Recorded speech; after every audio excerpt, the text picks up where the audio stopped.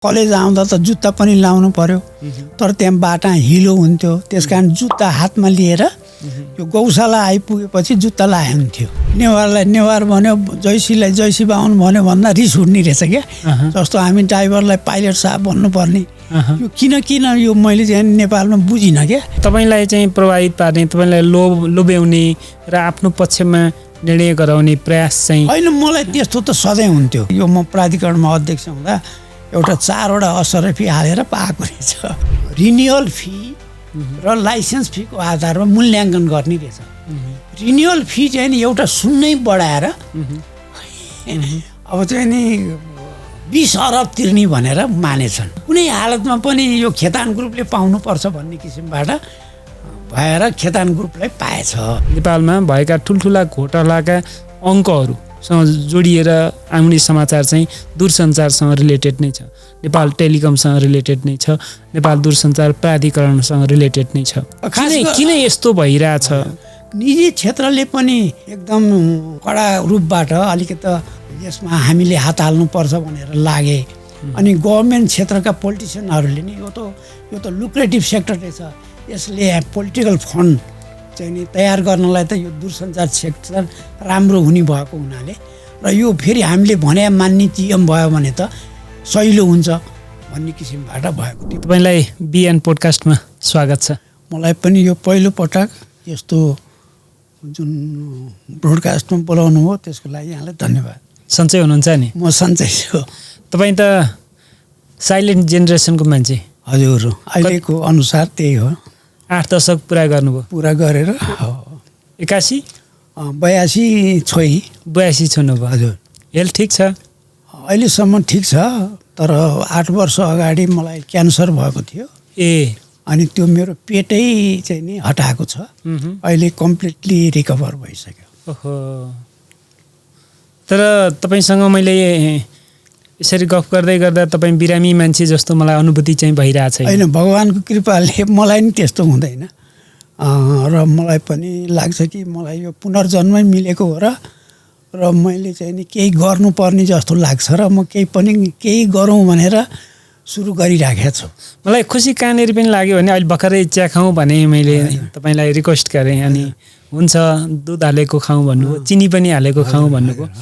अहिलेको समयमा दुध चिनी सहितको चिया खाने यो उमेरमा थोरै मान्छे हुन्छन्। ती भनेको त मेरो बुझाइमा त एकदमै हेल्दी मान्छे नै हो। हजुर, मलाई एउटा प्रोफेसर साहबले भन्नुभएको थियो भने, सुरेशजी जुन बखतमा सबै कुरा खानुहुन्थ्यो त्यसमा आर्थिक अभावले गर्दा खान पाइँदैन थियो। अब अहिले आर्थिक अभाव छैन तर खानेकुरा खानुहुन्न भन्नुहुन्थ्यो। तर त्यो दृष्टिले म भाग्यमानी छु। अहिले चाहिँ नि मलाई चाहिँ नि पहिलेको भन्दा बढी जे पनि खाए हुन्छ। त्यसो हुनाले म चाहिँ नि यो परमात्माको देन नै सम्झन्छु। तपाईँले दूरसञ्चार क्षेत्रमा लामो समय काम गर्नुभयो, दूरसञ्चार संस्थानको महाप्रबन्धकको भूमिकामा रहेर काम गर्नुभयो, नेपाल दूरसञ्चार प्राधिकरणको अध्यक्षको भूमिकामा रहेर काम गर्नुभयो, नेपाल टेलिभिजनको अध्यक्षको भूमिकामा रहेर काम गर्नुभयो। आज मूलतः तपाईँका यिनै पृष्ठभूमि, तपाईँले गरेका योगदान, सञ्चार क्षेत्रमा आएको परिवर्तन, त्यति बेलाको अवस्था, अहिले भइरहेको परिवर्तन, त्यसले समाजमा पारेको प्रभाव विषयमा नै म तपाईँसँग गफ गर्ने जमर्को गर्दैछु। ठिकै छ, तर एउटा क्षेत्र बिर्सनु भयो। म चाहिँ नि यो 3टा क्षेत्र बाहेक काठमाडौँ युनिभर्सिटीको स्कुल अफ इन्जिनियरिङ इस्टाब्लिसमेन्ट गर्नेमा नि एउटा कार्यकर्ताको रूपमा काम गरेको थिएँ। ठिक छ, त्यो विषयमा पनि अलिकति गफ गरौँला। सुरुमा तपाईँले इन्जिनियरिङको विषय पनि भन्नुभयो। आजभन्दा 6 दशक अगाडि तपाईँ इन्जिनियरिङ विषयको पढ्न जानुभयो, त्यो पनि दूरसञ्चार टेलिकम्युनिकेसन टपिक्समा इन्जिनियरिङ पढ्नुभयो। तपाईँको बाल्यकाल अनि इन्जिनियरिङ विधाको शिक्षा त्यसको पृष्ठभूमि कस्तो थियो, अलिकति बताइदिनुहोस् न। अब त्यस बखतमा म चाहिँ नि एउटा साधारण कृषकको परिवारमा हुर्केको सबभन्दा कान्छो छोरा थिएँ। अब मेरा दाजुभाइहरू 6 जना हुनुहुन्थ्यो, म सबभन्दा कान्छो। तर दाइहरूले त्यति पढ्नु भएको थिएन। तर मेरो पिताजीले मलाई पढाउनलाई भरमग्दुर प्रयास गर्नुभयो र त्यसै सिलसिलामा मैले पहिले सिनामङ्गलको गुहेश्वरी स्कुल र साबेलको पशुपति स्कुलबाट एसएलसी पास गरेको र आखिरमा मलाई एसएलसीको साबेलबाट पास गर्ने दोस्रो ब्याचको म चाहिँ नि विद्यार्थी हुँ र म त्यसपछि मलाई चाहिँ नि के इच्छा थियो भने यो एसएलसी पास गरेपछि आइए ट्रेनिङ लिने अनि शिक्षक बन्ने भन्ने इच्छा थियो र त्यस बखतमा एउटा शिक्षकको तलब 120 रुपियाँ हुन्थ्यो।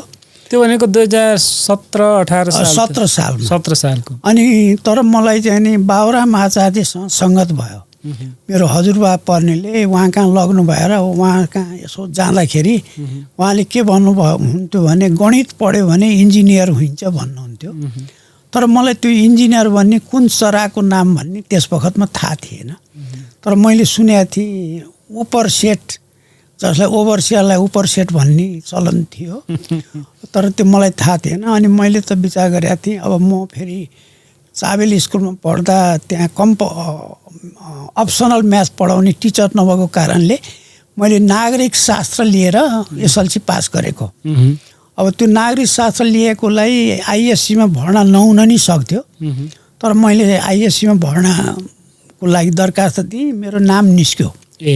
अनि मेरो नाम निस्केपछि मलाई चाहिँ नि बायोलोजीमा नाम निस्क्यो। तर बायोलोजी पढेर डक्टर हुने इच्छा थियो। तर मलाई के लाग्यो भने मेरो घर टाढा भएको हुनाले त्रिचन्द्र कलेज आएर जानमा 3 घन्टा लाग्ने र त्यहाँ ड्रइङहरू धेरै बनाउनु पर्ने हुनाले त्यो समय नमिल्ने भएर मलाई यो बायोलोजीबाट म पार पाउन्न कि भन्ने लाग्यो। त्यसै बखतमा त्यहाँ त्रिचन्द्र कलेजमा एउटा बैदार काम गर्नुहुन्थ्यो जुन साहुका हुनुहुन्थ्यो। उहाँलाई मैले मेरो दुःख पुकार गरेँ। अनि उहाँले के भन्नुभयो भने सुरेशजी भोलि आउनुहोस्, तपाईँको चाहिँ नि नाम बायोलोजीको हाजिर कापीबाट म्याथमेटिक्सको हाजिर कापीमा राखिदिन्छु भन्नुभयो। अनि त्यसपछि म बायोलोजी क्लासबाट म्याथमेटिक्सको क्लासमा गएँ। अब तर म्याथमेटिक्सको क्लासमा जान त गएँ, तर त्यस बखतमा मलाई म्याथमेटिक्स भन्ने त्यो ट्रिगोनोमेट्री अल्जेब्रा त्यो त्यति आउँदैन थियो। तैपनि मलाई साथीले चाहिँ नि मद्दत गर्नुभयो र म बिस्तारै बिस्तारै कोपअप गर्न थालेँ र म चाहिँ नि म्याथमेटिक्समा पढ्न थालेँ भन्नु पर्यो। अब त्यो नै मेरो एउटालाई इन्जिनियर हुने पहिलो बाटो भन्नुपर्छ। त्रिचन्द्रबाट आइएससी गरेँ। तपाईँ जन्मिएको त काठमाडौँमै हो? म जन्मेको एयरपोर्टबाट पूर्वपट्टिको गाउँ, त्यस बखतमा त्यो गाउँलाई बिल्लीगाल भन्थे। अब त्यो गोठाटार पनि अहिले पछि मात्र राखिएको 19 सालमा हो। त्यो गोठाटार त्यस बखतमा गाविस हुँदा संजोगले म त्यो गोठाटार नाम राख्ने पञ्चायतको नाम राख्ने दिनमा म त्यहाँ उपस्थित थिएँ। र मलाई खुसी लाग्छ अहिले जसरी गोठाटार भनेर प्रचलित छ त्यो गोठाटार पहिले भएन। त्यो नाम चाहिँ कसरी जुर्यो त्यो? अब त्यहाँ चाहिँ नि यो गोठहरू थियो, गाईहरू पाल्थे, खेती गर्ने त्यो महान टार थियो। अनि सबैले भने कि यो चाहिँ नि गोठ, गाईको गोठ जस्तो भएको हुनाले गोठाटार राख्नुपर्छ भन्ने भयो। अरू पनि नाम प्रस्ताव त थियो होला नि? होइन, अरू अब मनोहरा र बागमतीको बिचको हो। अरू त्यसलाई कसैले भैमाल भन्थे। अब भैमाल भन्ने चाहिँ नि त्यो त्यहाँ कागेश्वरीदेखि कोटेश्वरसम्मको एरियालाई भैमाल भन्ने चलन रहेछ। तर किन हो किन हामीलाई चाहिँ नि भैमाल भने रिस उठ्थ्यो क्या। कसैले गाली गर्दा नि यो भैमाले भन्थे। त्यस कारण हामीलाई हाम्रो यो पदवी पाउँदा दुःख हुन्थ्यो। किन नि? अब यो एउटा गजौ रहेछ क्या। अब यो जस्तो नेवारलाई नेवार भन्यो, जैसीलाई जैसी बाहुन भन्यो भन्दा रिस उठ्ने रहेछ क्या। जस्तो हामी ड्राइभरलाई पाइलट साहब भन्नुपर्ने। यो किन यो मैले चाहिँ नेपालमा बुझिनँ क्या। एकचोटि म तालिम केन्द्रमा बस्दै थिएँ, अनि एकजना मेरो सहयोगीले के भन्यो भने हजुरलाई त यो यस्तो बाहुन यस्तो भन्छ भनेर भने। अनि मैले उहाँलाई भने म जे छु त्यही भने, किन तपाईँलाई रिस उठ्छ भनेर भने। तर हाम्रो समाजै यस्तो छ कि आफू जे छ त्योभन्दा अलि माथि भएको चाहन्छ ऊ क्या। त्यो चाहिँ नि हाम्रो समाजको एउटा गुण भनौँ कि वैगुण भनौँ। अब एउटा मलाई एउटा अनुभूतिका कुरा पनि सेयर गर्न मन लाग्यो। जस्तो तपाईँले भनिहाल्नुभयो अब यहाँ मधेसबाट आउने मान्छेलाई मधेसी भन्यो भने पनि चित्त दुखाउँछन्। तर म पाहाडबाट आएको पाहाडिया भनेर मलाई कसैले भन्यो भने मलाई त्यस्तो चित्त दुख्दैन। जस्तो अब म चाहिँ अब मलाई कसैले बाहुन भनेर भन्यो भने मलाई खासै चित्त दुख्दैन, मेरो यो पहिचान हो भन्ने, मलाई त्यसमा चाहिँ कुनै गुनासो पनि हुँदैन। तर मानिसहरूमा किन आफ्नो पहिचानलाई बिम्बित गरेर सम्बोधन गर्दा दुःख लाग्दो रहेछ। तपाईँको पनि त भुइँमालेको एउटा चाहिँ पीडा रहेछ होइन, यो किन यस्तो हुँदो रहेछ? एउटा कस्तो रहेछ भने मैले यसो हेरेँ, त्यो ठाउँ अनुसारको बोली वचन अलिकति फरक हुन्छ क्या। मलाई अझ पनि याद छ, हामीले त्यो भन्नुपर्ने रहेछ त्यो भन्थ्यौँ, एउटा मलाई याद छ। त्यो भनेर बोल्दाखेरि सरियाहरूले त्यो भन्नुपर्ने भनेर गिजाउँथे हामीलाई क्या। अब त्यसो हुनाले हामीलाई चाहिँ नि यसरी हेला गरे जस्तो लाग्थ्यो, तर त्यो माया गरे नि हुन्छ। त्यसकारण हाम्रो सोचाइ नै अलिकति, हाम्रो समाज चाहिँ नि अलिकति नकारात्मक छ क्या, नेगेटिभ अहिले देखिन्छ नि। त्यो प्रवृत्ति अहिलेसम्म बढेको छ। हामी जहिले पनि सकारात्मक हुन जानेनौँ र जुनसुकैमा ठुलो होस् अथवा सानो होस्, हामी जहिले पनि नेगेटिभ सोच्छौँ र हामी त्यसको चाहिँ नि प्रोटेक्सन गर्न लाग्छौँ क्या। यसो भयो भने के गर्ने भन्छौँ, तर इट इज नट नेसेसरी, किनकि त्यो नहुन नि सक्छ नि। हामी जे पनि नेगेटिभबाट सोच्ने भएर त्यो हाम्रो एउटा भनौँ न जिनैमा त्यो छ कि जस्तो लाग्यो। अहिले पछिल्लोसँग चर्चा हुन्छ कि यो युवा पुस्तामा यो नेगेटिभिटीहरू बढी भयो, एकदमै धेरै फैलियो, समाजमा नेगेटिभिटीले चाहिँ बढी स्थान पायो भन्ने चर्चा हुन्छ। बेला बेलामा हामी त्यो सुनिरहेका हुन्छौँ।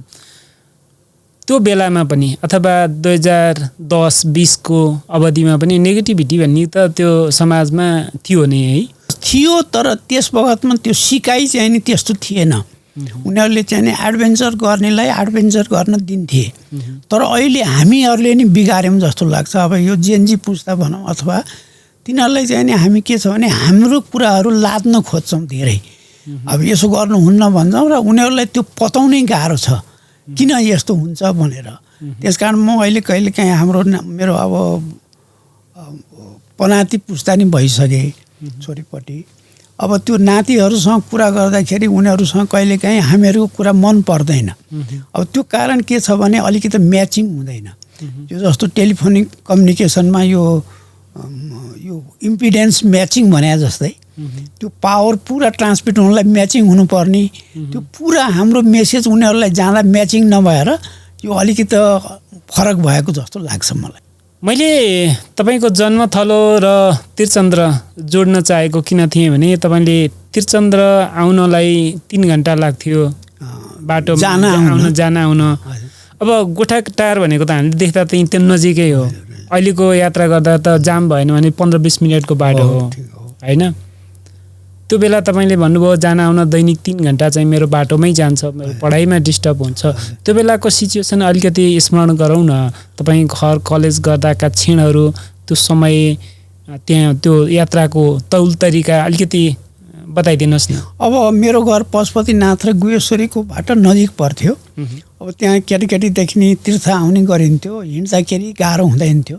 तर अब कलेज आउँदा त जुत्ता पनि लाउनु पर्यो, तर त्यहाँ बाटा हिलो हुन्थ्यो। त्यस कारण जुत्ता हातमा लिएर यो गौशाला आइपुगेपछि जुत्ता लाए हुन्थ्यो अनि त्यहाँबाट जुत्ता लाएर हिँड्ने हुन्थ्यो, किनकि जो गौशालासम्म जुत्ता लाएर आयो भने जुत्ता हिलो हुन्थ्यो।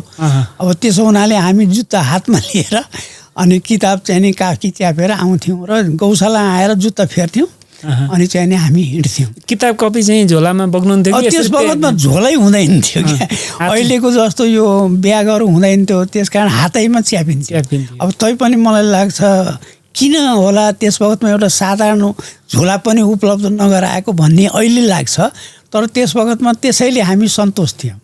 त्यो बेलामा बजारमै झोला थिएन कि? बजारमा तपाईँको क्षमता, तपाईँको परिवारको त्यो झोला किन्ने क्षमता थिएन? मलाई लाग्छ त्यो सबै आर्थिक अवस्थाले हो जस्तो लाग्छ क्या। त्यहाँ चाहिँ नि घर व्यवहार चलाउनलाई केही बाहिर पैसा खर्च गर्नुपर्ने थिएन। सबै हुन्थ्यो, घिउ तेल, एउटा नुन र मर्तेल मात्र किन्थे त्यस बखतमा। अरू चाहिँ नि सबै अब यो चिल्लो पदार्थ, तरकारी, खाद्यान्न सबै हुन्थ्यो। क्यास पाउनु त दुर्लभै थियो। त्यस कारण यो बाहिर क्यास खर्च गरेर किन्ने सामान कमै किनिन्थ्यो जस्तो लाग्छ। तर आर्थिक अवस्था त्यति खराब भएर नि होइन, नजानेर जस्तो लाग्छ। पानी परेको बेलामा कसरी पुग्नुहुन्थ्यो? पानी परेको बेला छाता लिइन्थ्यो। त्यस वखत छाता चाहिँ आइसक्यो? छाता आइसकेको थियो। प्लास्टिक ओढेर हिँड्नु त परेन? त्यो मैले ओढ्नु परेन, तर त्यहाँ चाहिँ नि घुम हुन्थ्यो क्या। घुम चाहिँ नि त्यो घुम चाहिँ प्लास्टिकको हुन्थ्यो कि सालको पात? होइन, सालको पातकै हुन्थ्यो। अनि त्यही घुम चाहिँ नि मैले नै ओढ्या छु काम गर्न जाँदा। काम गर्न होइन, काम त मलाई गर्नु परेन। खेतीपाती गर्नु पर्यो। खेतीपाती मलाई चाहिँ नि यस्तो भाग्यमानी भएँ कि म सबभन्दा परिवारमा कान्छो भएको हुनाले मलाई त्यो अवसरै मिलेन। र मलाई चाहिँ नि कहिलेकाहीँ त्यो खाजा लगिदिनु पर्यो भने घुम उडेर खाजा लिएर पुऱ्याउनु जान्थेँ। त्यस्तै हो। आइएससी सकेपछि तपाईँ इन्डिया जानुभयो। आइएससी पढेपछि त्यस वखतमा कोलम्बो प्लान अन्तर्गत छात्रवृत्ति मिल्थ्यो। अनि मैले चाहिँ नि सिभिल इन्जिनियरिङ पढेर रुस जाने विचार गरेको थिएँ। त्यस वखतमा रुस जानेहरूको सङ्ख्या निकै हुन्थ्यो, तर मलाई चाहिँ नि टेलिकम्युनिकेसन इन्जिनियरिङमा छानियो। अनि मलाई त्यो चाहिँ नि टेलिकम्युनिकेसन इन्जिनियर के होला भन्ने थाहा थिएन। र मलाई चाहिँ नि यो तार तानेर लट्ठा चढेर गर्नु पर्ला, यो गाह्रो काम जस्तो लागेको थियो। तर पछि गएर मलाई थाहा भयो पिलानीमा यसमा पनि मास्टर अफ इन्जिनियरिङ हुने रहेछ। त्यो भएपछि मलाई अलिकति विश्वास भयो कि यो विषय पनि राम्रै रहेछ भनेर मैले पढ्न थालेँ। अप्सन त अरू पनि थियो होला नि त्यो इन्जिनियरिङमा पनि, टेलिकम्युनिकेसन नै किन रोज्नुभयो? मैले रोजे होइन, मलाई चाहिँ नि त्यो इन्टरभ्यू बोर्डले टेलिकम्युनिकेसनमै छानियो। यही पढ्नुपर्छ भनेर मेरो चाहिँ देशको आवश्यकताले थियो कि कलेजको आवश्यकताले थियो कि तपाईँको आवश्यकता त रहन्छ त्यतिखेर? छैन। अब मलाई के लाग्छ भने म पछि पढेर आएपछि मेरो हाकिमले के भन्नुभयो भने तपाईँहरूलाई पढाउनलाई हामीले रिक्वेस्ट गरेर पठाएको हुनाले यदि तपाईँहरू यहाँ नआएको भए हामी उजुर गर्थ्यौँ नि भने हुनाले त्यो अफिसकै रिक्वायरमेन्ट अनुसार पठाएको रहेछ। त्यो त्यति बेला चाहिँ तपाईँहरूलाई जानकारी थिएन? पछि थाहा भयो। यसरी हेर्दा त जस्तो अहिले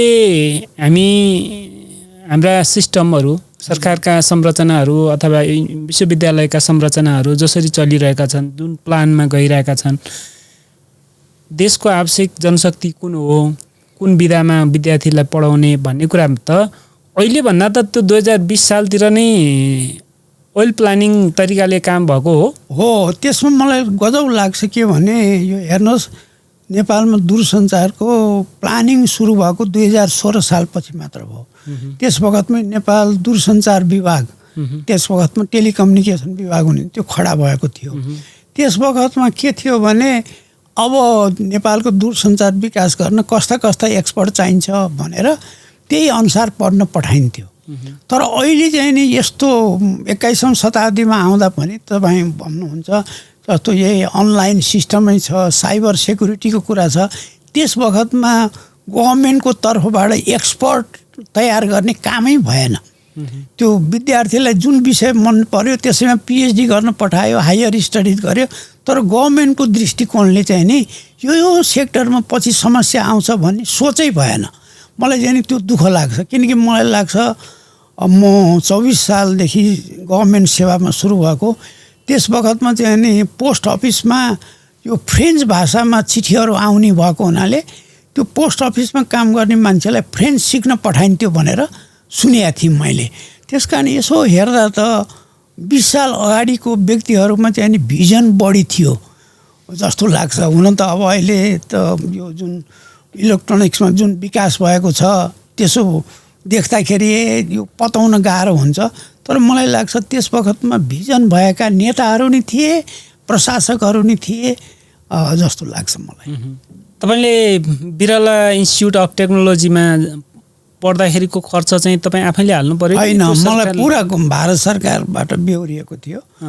त्रिचन्द्रमा चाहिँ तपाईँले पैसा तिरेर पढ्नुभयो? होइन, पैसै तिर्नु पर्ने थिएन, तर मलाई चाहिँ नि महिनाको 15 रुपियाँ चाहिँ नि छात्रवृत्ति दिएको थियो त्यो गरिब विद्यार्थी भन्ने हैसियतले। त्यस कारण मैले त्रिचन्द्र कलेजमा त्यस वखतसम्म 1 पैसा तिर्नु पर्ने थिएन। काठमाडौँका रैथानेले पनि गरिब विद्यार्थीको छात्रवृत्तिमा पढ्ने मौका पाएर छन्? हो, काठमाडौँमा कसैले तिर्दैन थियो, त्रिचन्द्र कलेज फ्री थियो। त्यही वखतदेखि लगाउने सुरु गर्दा म दोस्रो वर्षमा हुँदा त्यहाँ हडताल पनि भएको थियो पैसा लिनुहुन्न भनेर। तर पैसा लिनुपर्छ भनेर गभर्मेन्टले केही प्रयास सुरु गर्दा यो पैसा लिनुहुन्न भन्ने किसिमबाट विद्यार्थीहरूले आन्दोलन गरेका थिए। फ्रीमा त पहिलेका मान्छेलाई पनि फ्री चाहिँदो रहेछ, अहिलेका मान्छेलाई पनि फ्री होइन। फ्री एउटा के छ भने दुईटा सेक्टर छ। मलाई अहिले चिन्ता के लाग्छ भने नेपालले विकास गरेको छ, त्यसमा कुनै दुविधा छैन, तर दुई क्षेत्र बिग्रिएकोले गरिब मान्छेले समस्या भोग्नु परेको छ। एउटा स्वास्थ्य, एउटा शिक्षा। स्वास्थ्यमा के छ भने प्रगति त भएको छ, तर बिरामी पर्यो भने उसले घरखेत बेचेर उपचार गर्नुपर्छ। त्यसले गर्दा उसको पछिका पिँढीलाई गाह्रो भएको छ। शिक्षा पनि के हुन्छ भने फ्री गरिदिया भए त्यो अहिलेको करप्सन जस्तो हुँदैन थियो। अब मलाई चाहिँ नि त्यो एक पैसै खर्च नभएको हुनाले मलाई चाहिँ नि त्यो करप्सन गर्ने कुरामा कुनै चाहिँ नि विचारै आएन भनौँ न। अब हुन त पैसा कमाउनुमा विचार कसलाई नआउला र, तर त्यो भाव नै आएन। अहिले अब जस्तो इन्जिनियरिङ पढ्न पनि 20-25 लाख लाग्छ, मेडिकल पढ्न नि 60-70 लाख लाग्छ। अब त्यो त उसले रेट अफ रिटर्न लिनु पर्यो। त्यसो हुनाले उसले कसरी पैसा कमाउनु पर्छ भनेर पहिलो लक्ष्य नै पैसा कमाउनु भयो। त्यसो हुनाले अहिले यो सार्वजनिक सेवामा यो समस्या आएको यसै कारणले लाग्छ। त्यसकारण गभर्मेन्टले शिक्षा र स्वास्थ्यमा चाहिँ नि पुरा लगानी गर्नुपर्छ र त्यो लगानी गर्दाखेरि के गर्नुपर्छ भने स्थानीय आवश्यकतालाई हेर्नुपर्छ। अहिले हाम्रो प्लानिङै रङ भए जस्तो लाग्छ। हामीले जुम्लालाई काठमाडौँ बनाउने किसिमबाट प्लानिङ गर्नु हुँदैन, जुम्लालाई नेपालगञ्ज बनाउने किसिमबाट गर्नुपर्छ। अनि नेपालगञ्जलाई काठमाडौँ बनाउने काम गऱ्यो भने सजिलो हुन्छ। अब जुम्लामा कङ्क्रिट बिल्डिङ किन बनाउनु पर्यो? अरू त्यहाँको स्थानीय सामग्रीबाट बनाइदियो भने त तीकै मान्छेले काम पाउँथे। तर हामीले चाहिँ नि के गरौँ भने उही सोकल बुद्धिजीवी भनौँ न, म आफूलाई नि त्यस ग्रुपमा पार्छु, हामीले त्यो बारे सोचेनौँ क्या। त्यस कारण अहिले जुन यो समाजमा देखिएको छ नि, यो सबै कारण चाहिँ नि हाम्रो प्लानिङै रङ भयो कि हो कि जस्तो लाग्छ। 2024 सालतिर हजुर तपाईँ दूरसञ्चार क्षेत्रमा प्रवेश गर्दा नेपालको सञ्चारको अवस्था कस्तो थियो? समाजमा यो मोबाइल त त्यतिखेर छँदै थिएन, टेलिफोनको अवस्था कस्तो थियो? मान्छेले एक ठाउँबाट अर्को ठाउँमा सन्देश पठाउनलाई अपनाउने विधिहरू कस्ता थिए? अब त्यस वखतको कुरा गर्दा त टेलिफोन भने चाहिँ नि एउटा काठमाडौँमा 1000 लाइनको एक्सचेन्ज थियो अटोमेटिक, र विराटनगरमा 300 लाइनको म्यानुअल एक्सचेन्ज थियो। एक्सचेन्ज भने त्यति हो, 1300 लाइन मैले जोइन गर्दा। भनेको 1300 परिवारले चाहिँ अथवा 1300 टेलिफोन सेट चाहिँ उपलब्ध थियो। तैपनि विराटनगर कुरा गर्नलाई सजिलो थिएन। त्यो चाहिँ नि त्यस वखतमा विराटनगरसम्म चाहिँ नि टेलिफोन लाइन थिएन, हाई फ्रिक्वेन्सीको आकाशवाणी थियो। त्यस कारण चाहिँ नि काम कुरा गरिसकेपछि ओभर भन्ने, उतापट्टिबाट चुप लागेपछि आफूले बोल्ने, त्यस्तो थियो सिम्प्लेक्स। तर चाहिँ नि पछि चाहिँ नि 24 सालमा हुँदा त यो टेलिकम्युनिकेसनमा शून्य जस्तै थियो। त्यस वखतमा 58वटा आकाशवाणी मात्र थियो भन्नाले 58 केन्द्रहरूसँग मात्र काठमाडौँको सम्पर्क हुन्थ्यो, त्यो पनि सीमित समयमा। त्यो आकाशवाणी भनेको के हो? त्यसले कसरी काम गर्थ्यो? अब हेर्नुहोस् कस्ता किसिमका उपकरणहरू प्रयोग हुन्थ्यो? हजुर, यसमा दूरसञ्चारको माध्यम जुन छ नि दुई किसिमबाट सुरु भयो। नेपालमा यो विश्वमै पनि पहिले तारको माध्यमबाट सुरु भयो, त्यो चाहिँ नि टेलिफोन। अनि बिस्तारै तारको माध्यमको सट्टा यो बेतार सिस्टम, जसलाई वायरलेस अथवा रेडियो भन्छौँ, त्यो निक्ल्यो। आकाशवाणी चाहिँ नि त्यो रेडियो फ्रिक्वेन्सीमा चल्ने सिस्टम हो। तर त्यस वखतमा यो चाहिँ नि रेडियो फ्रिक्वेन्सीमा नि त्यति विकास भइसकेका थिएन। त्यसकारण चाहिँ नि यो सिम्प्लेक्स एक सर्किट मात्र हुन्थ्यो, एट ए टाइम एकजनाले मात्र कुरा गर्ने, जसलाई हाई फ्रिक्वेन्सी भन्थे, त्यस्तो मात्र थियो। तर नेपालमा चाहिँ नि टेलिफोन सुरु भएको चाहिँ नि 1971-72तिर रहेछ। तर आकाशवाणी सुरु भएको चाहिँ नि 2000 साल पछि मात्र। 2003 सालमा र 5 सालमादेखि मोहन आकाशवाणी भएर आकाशवाणीको सुरु भएको देखिन्छ।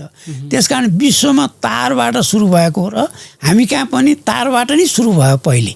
तर हामी 50 वर्ष पछि सुरु गऱ्यौँ। विश्वमा भन्दा हामीले दूरसञ्चार विकास यानी 50 वर्ष पछि मात्र सुरु गरे जस्तो। किन त्यस्तो भयो होला? 50 वर्ष हामी अब यो त के थियो भने त्यस वखतमा यातायात पनि थिएन।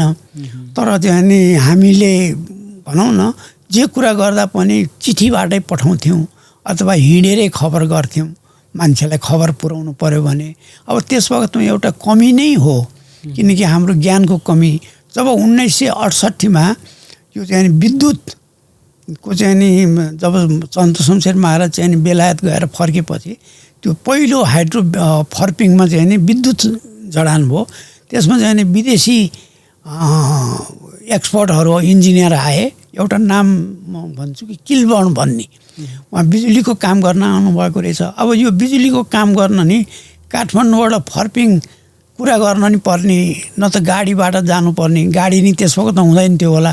त्यस वखतमा यो टेलिफोन तारको आवश्यकता भएर यो टेलिफोन पनि जडान गर्नुपर्छ भन्ने किसिमको सुरु भएर अनि त्यही बिजुलीको इन्जिनियर मार्फत यो टेलिफोनको काम सुरु भएको रहेछ।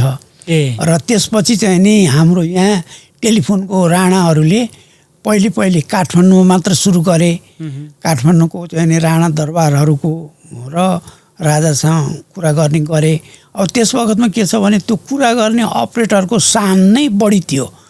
अब मैले सुन्छु सुरुमा यो 7 साल पछि चाहिँ नि त्यो अपरेटरको दर्जा चाहिँ नि बढायो कि भन्दा एक त मुनि थियो रे। त्यस्तो चाहिँ नि मर्यादा दिएको थियो। जस्तो इन्डियामा त इस्ट इन्डिया कम्पनी थियो, बेलायतीयनहरूले चाहिँ ब्रिटेन राज त त्यहाँ छँदै थियो। उनीहरूले पक्कै पनि युरोपमा भइरहेको विकासलाई इन्डियासम्म ल्याएकै थिए। त्यहाँबाट नेपाल तान्न चाहिँ हामी किन पछाडि परेछ? अब खास गरेर यो मैले नि केही अलिकति बुझ्न सकिनँ। मैले यो दूरसञ्चारको इतिहास लेख्ने क्रममा यसो हेर्दा किन चाहिँ नि बेलायतले यो नेपाललाई आफ्नो आधिपत्यमा राख्न सकेन के? यहाँको जुन सरकारले त्यो तिनीहरूसँग चाहिँ नि प्रतिस्पर्धा गरेर है हामी जे जस्तो भयो नि यही ठिक छ भन्ने गरेर त्यो बेलायतीलाई त्यति नरुचायो हो कि जस्तो लाग्छ। न त चाहिँ बेलायतमा जुन बखतमा दूरसञ्चारको विकास हो त्यसै किसिमको सिस्टम कलकत्तासम्म पहिले नै आएको थियो र यो दूरसञ्चार क्षेत्र त्यस बखतमा नि सरकारी स्तरमा भन्दा बिजनेस स्तरमा स्थापना भएको देखिन्छ। त्यस कारण टेलिकम्युनिकेसन सेक्टर पहिले नै स्थापना चाहिँ नि बिजनेस पोइन्ट अफ भ्यूबाट भएको छ। तर नेपालमा चाहिँ नि त्यो बिजनेसको आइडियै थिएन।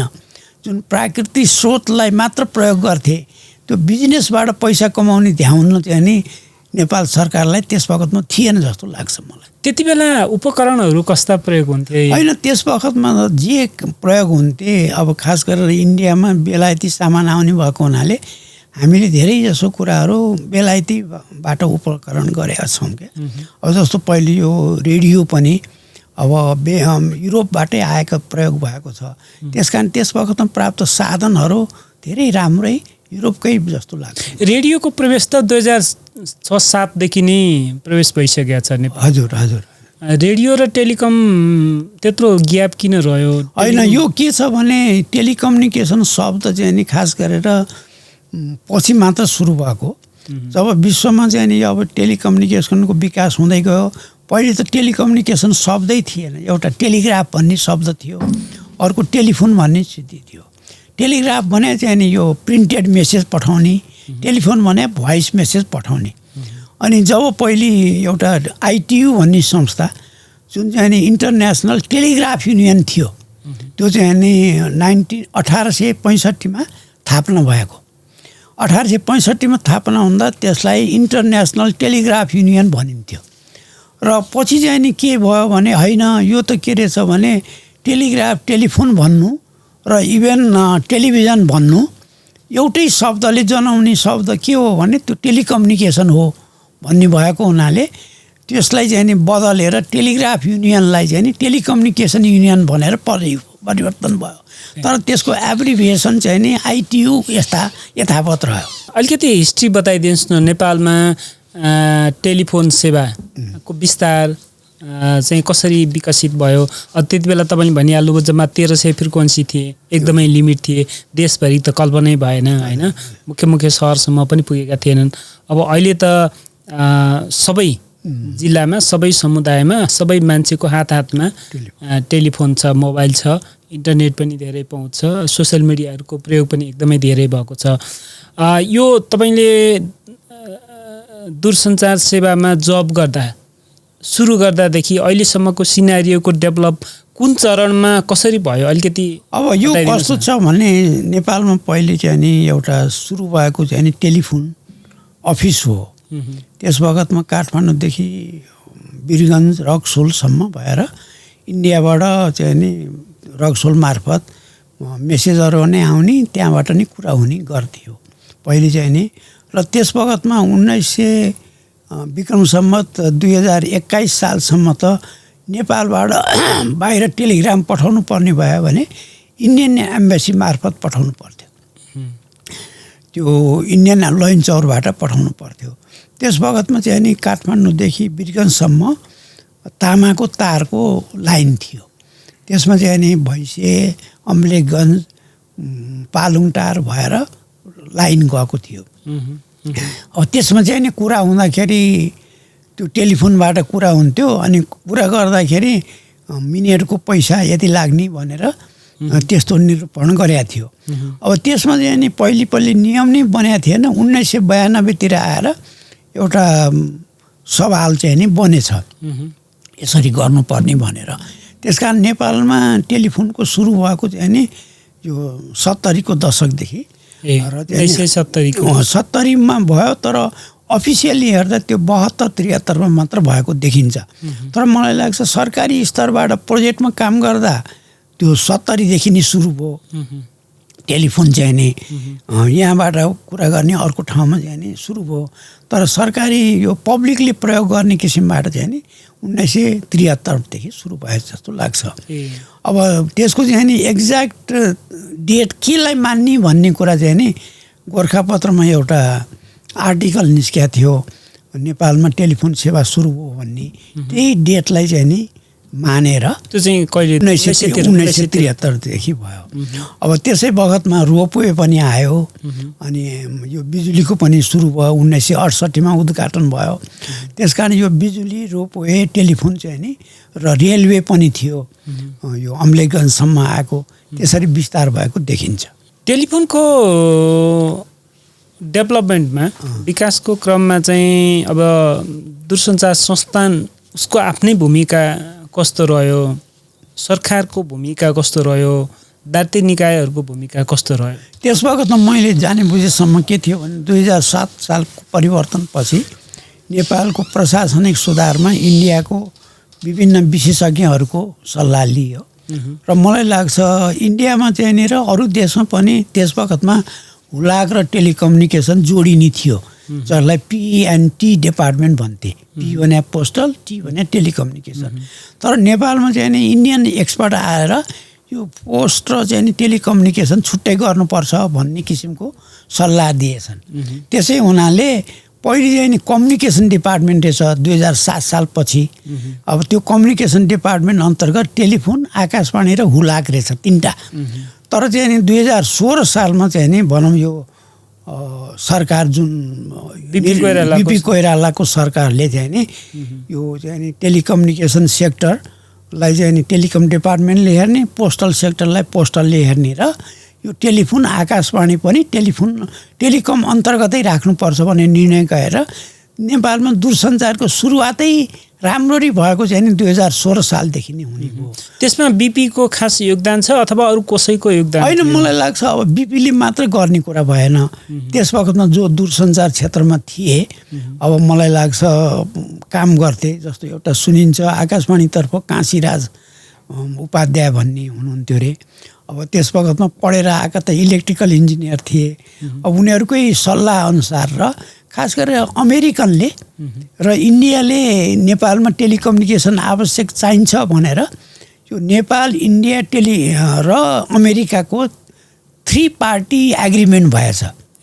अब त्यसै बखतमा त्यो चाहिँ कति त्यो चाहिँ नि भनौँ सुरुवात चाहिँ नि 19 सालमा भयो। तर मलाई लाग्छ सुरुवात भएको चाहिँ नि त्यही 15-16 तिरै हो। औपचारिक। त्यस कारण नेपालको दूरसञ्चार विकास गर्ने क्रममा भारत र अमेरिकाको चाहिँ नि विशेष भूमिका छ। तर त्यसमा एक्सपर्टहरू चाहिँ नि बेलायती छ, बेलायतीहरू छ। त्यसकारण हामीलाई कस्तो भयो भने भारतको म्यान पावर, बेलायतको एडभाइस, अमेरिकाको फन्ड, 3टा देशको मिलेर र इन्डियाले पनि सहयोग गरे हुनाले हामीले दूरसञ्चारको सन्तुलित रूपमा विकास गर्न 16 सालदेखि सुरु गऱ्यौँ। अलिकति त्यो पिक्चरमा हेरौँ त एउटा। हजुर, यो के हो? यो देख्दाखेरि टेलिफोन हो कि जस्तो पनि देखिन्छ। हजुर, यो उपकरण के हो? यो यही हो आकाशवाणी सेट भनेको। आकाशवाणी सेट। ओके।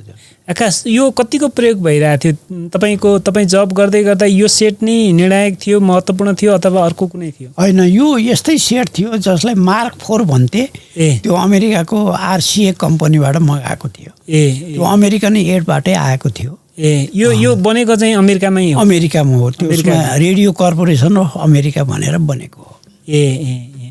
यो तपाईँले राम्रैसँग प्रयोग गर्नुभयो? राम्रैसँग प्रयोग गरेँ। योभन्दा अगाडि अर्को कुनै सेट अर्को थियो, त्यो चाहिँ नि सेकेन्ड वर्ल्ड वारमा प्रयोग भएको, त्यो पुरानो चाहिँ नि बेलायती मार्काका सेटहरू थिए। अब त्यसको मलाई कुनै मोडल नम्बर थाहा छैन, तर त्यो चाहिँ त्यसलाई भनिन्थ्यो के भने यो रेडियो सेटै भन्थे, तर त्यसलाई एएम भन्थे। एएम भने चाहिँ नि के छ भने एम्प्लिट्युड मोडुलेटेड, त्यसमा चाहिँ नि सबैले सुन्न सक्ने। अब यो चाहिँ नि मार्क 4 चाहिँ नि एसएसबी भन्थे, सिङ्गल साइड ब्यान्ड। यो चाहिँ नि 2 पार्टीले मात्र सुन्न सक्ने। त्यो ब्रोडकास्ट ब्यान्ड चाहिँ नि यसमा थिएन। त्यो एएम टाइप चाहिँ नि रेडियोबाट नै हुन्थ्यो, ब्रोडकास्ट पनि हुन्थ्यो र कुरा पनि हुन्थ्यो। यसबाट कहाँबाट कसलाई गर्ने भन्ने कुरा कसरी डिटरमाइन हुन्थ्यो? अब यसमा फ्रिक्वेन्सीको म्याच हुन्थ्यो। अब जस्तो काठमाडौँबाट भैरवा गर्नु पर्यो भने त्यो त्यही फ्रिक्वेन्सीमा काठमाडौँबाट ट्रान्समिट हुन्थ्यो, भैरवाले त्यही फ्रिक्वेन्सीमा ट्युन गर्थ्यो, यसरी कन्ट्याक्ट हुन्थ्यो। जस्तो पोखरा गर्नु पर्यो भने पोखराको अर्को फ्रिक्वेन्सी हुन्थ्यो। यो चलाउन चाहिँ जान्ने मान्छे चाहिन्थ्यो कि जो पनि मान्छेले ट्रेनिङ लिनु पर्थ्यो? ट्रेनिङ लिएको ट्रेनिङ नभई हुँदैन थियो। त्यो पनि अमेरिकनले ट्रेनिङ गरेको थियो यहाँ। त्यस बखतमा अमेरिकनहरूले राम्रोसित नेपालमा ट्रेनिङ गरेको थियो। नेक्स्ट यो टेलिफोन सेटै हो? यो टेलिफोन त्यो टेलिग्राफ पछि यो आएको हो अथवा त्यो मार्क 4 पछि यो आएको हो? होइन, यो चाहिँ नि के छ भने अटोमेटिक सेट हो। यो चाहिँ नि यो सिबीमा चाहिँ नि यस्तो हुँदैन, रोटरी डायल हुँदैन। सिबीमा इफ यु लिफ्ट द ह्यान्डसेट, त्यो अपरेटरले त्यहाँ पाउँछ र बत्ती बल्छ, अनि ऊ अपरेटरले भन्छ हजुरलाई कति नम्बर टक्राउँ भन्छ, अनि त्यो कोड चाहिँ नि त्यही नम्बरमा लगाइदिन्छ। तर यसमा चाहिँ नि अटोमेटिक डायल गरेर हुने। यो चाहिँ नि मलाई लाग्छ 17 सालदेखि मात्र आएको जस्तो लाग्छ यो सेट। ओके, त्यो चाहिँ नि अमेरिकन पैसा अनि चाहिँ नि स्विडेनको एरिक्सन कम्पनीको इक्विपमेन्ट हो। यो सेट किन्नलाई कति पर्थ्यो त्यतिखेर? अब मलाई लाग्छ त्यस बखतमा यो त $5-6 पाउँथ्यो। $5-6 भने त्यस बखतमा त $1 को 7 रुपियाँ पर्थ्यो भन्नाले 35-40 रुपियाँमा पाइन्थ्यो। 35-40 रुपियाँ भनेको चाहिँ कति ठुलो पैसा थियो त्यतिखेर? अब त्यस बखतमा यो टेलिफोनको कलको 10 पैसा लाग्थ्यो। त्यो भन्दा पनि 35-30 त्यति बेला एउटा अफिसरले कति तलब पाउँथ्यो? त्यस कारण मैले जाहिर खाँदाखेरि 475 रुपियाँ हुन्थ्यो। 55 रुपियाँ चाहिँ नि सञ्चय कोष काटिन्थ्यो, 420 चाहिँ नि हाम्रो हातमा पर्थ्यो। भनेपछि त त्यति धेरै महँगो चाहिँ होइन रहेछ, ठिकै थियो।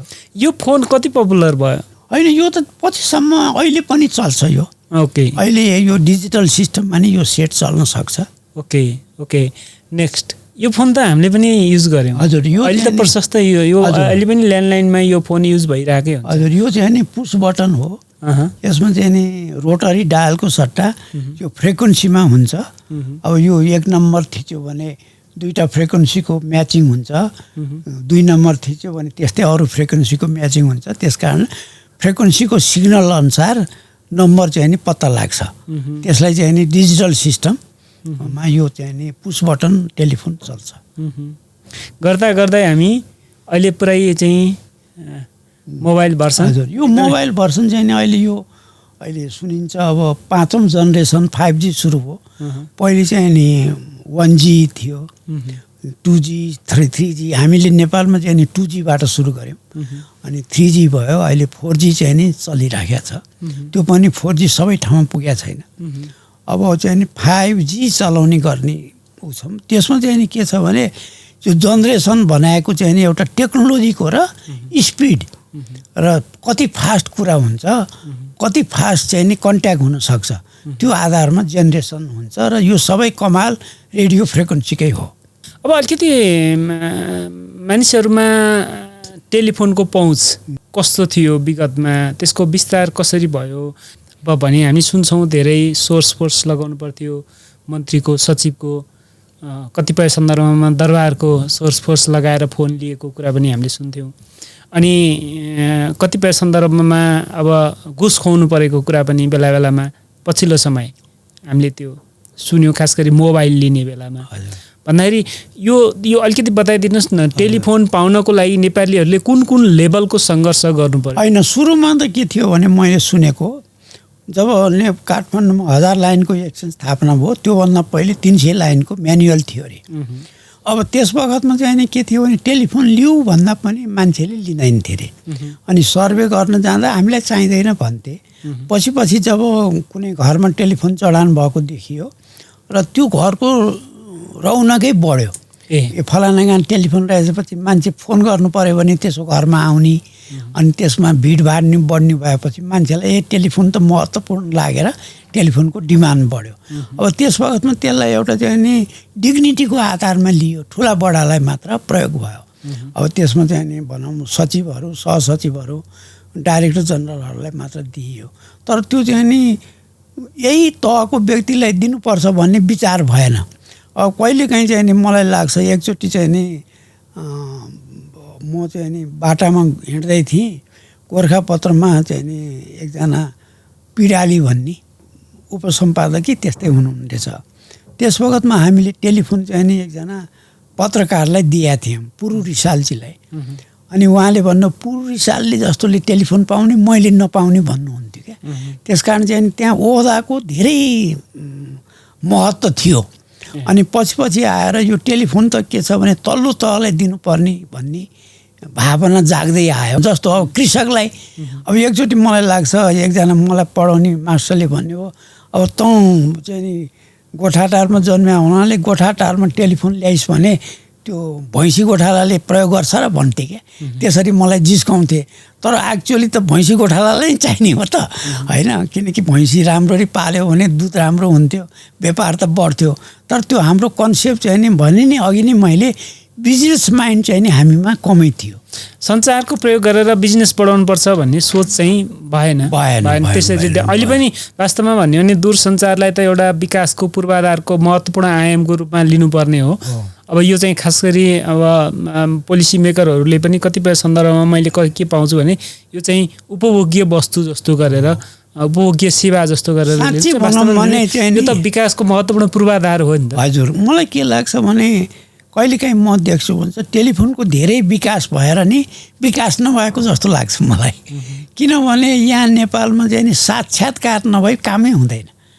किनकि टेलिफोन गरेपछि हुन्छ त भन्छ, त्यो रेकर्ड त्यहाँ राखिँदैन। अनि उसलाई भेट्यो भने ओहो मैले बिर्सिछु भन्छ। त्यस कारण हामी उसको अफिसमै नगई केही काम हुँदैन क्या। जिल्लामा कुरा गर्नु पर्यो भने पनि एउटा म तपाईँलाई घटना भनौँ, जनरली विश्वमा के थियो भने टेलिफोन सेवा सुरु भएपछि यो आकाशवाणी सेवा घट्छ भन्ने। तर नेपालमा जब ट्रङ्क टेलिफोन सुरु भयो आकाशवाणी सेवा झन् बढ्यो।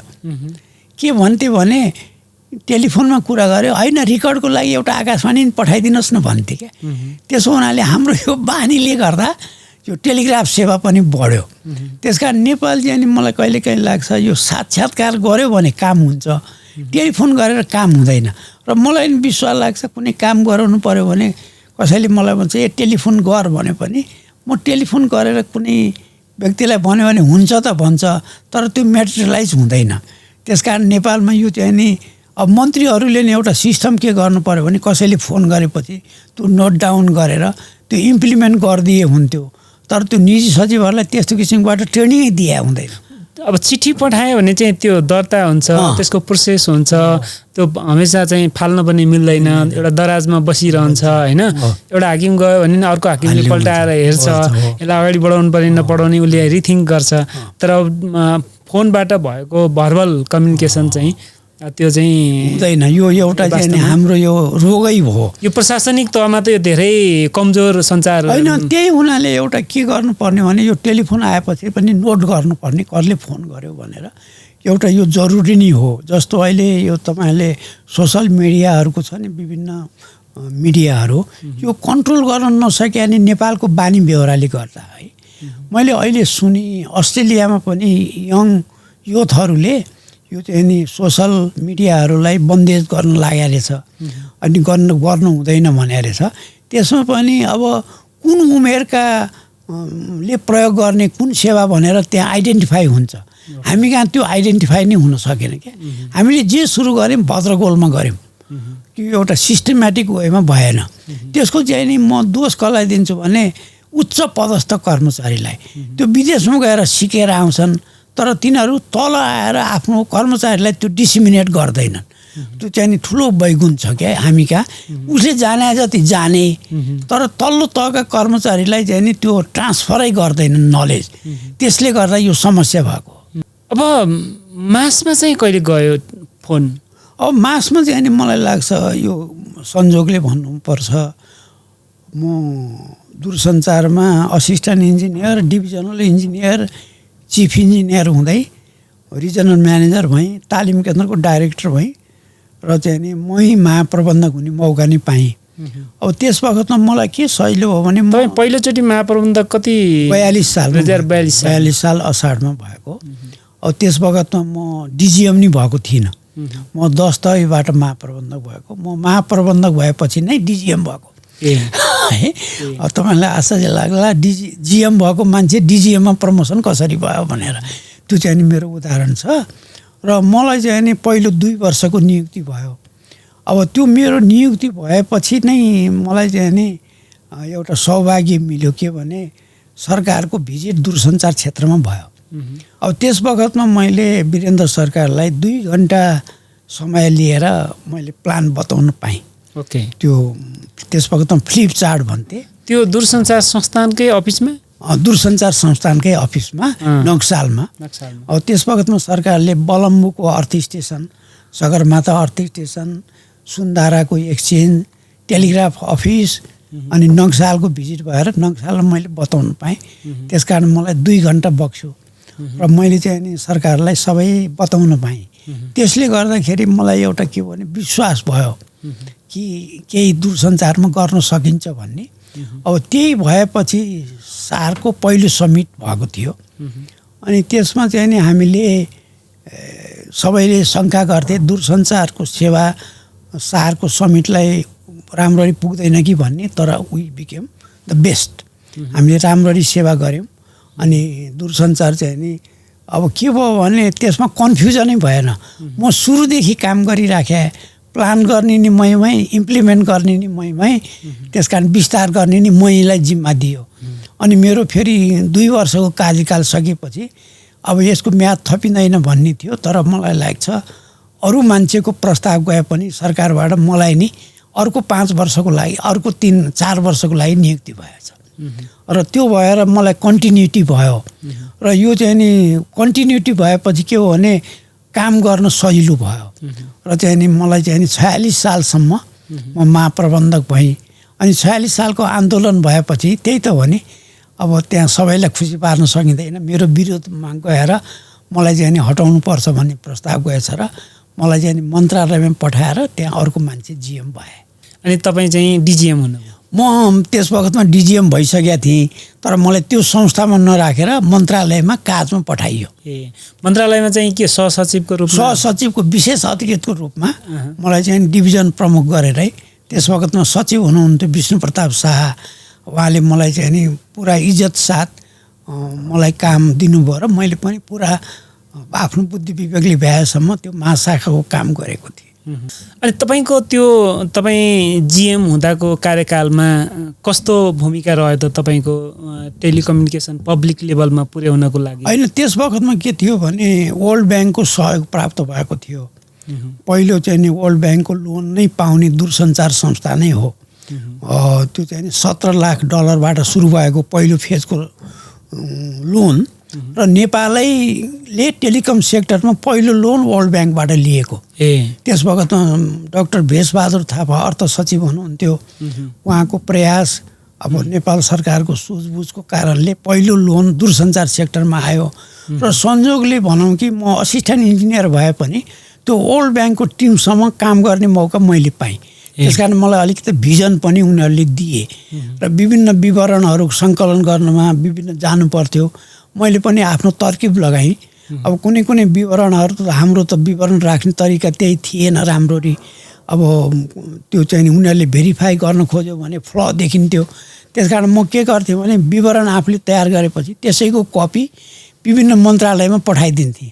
अनि त्यो वर्ल्ड ब्याङ्कको मिसन ती मन्त्रालयमा जाँदा त्यही कपी उनीहरूले दिन्थे किनकि हामी त अल्छी थियौँ।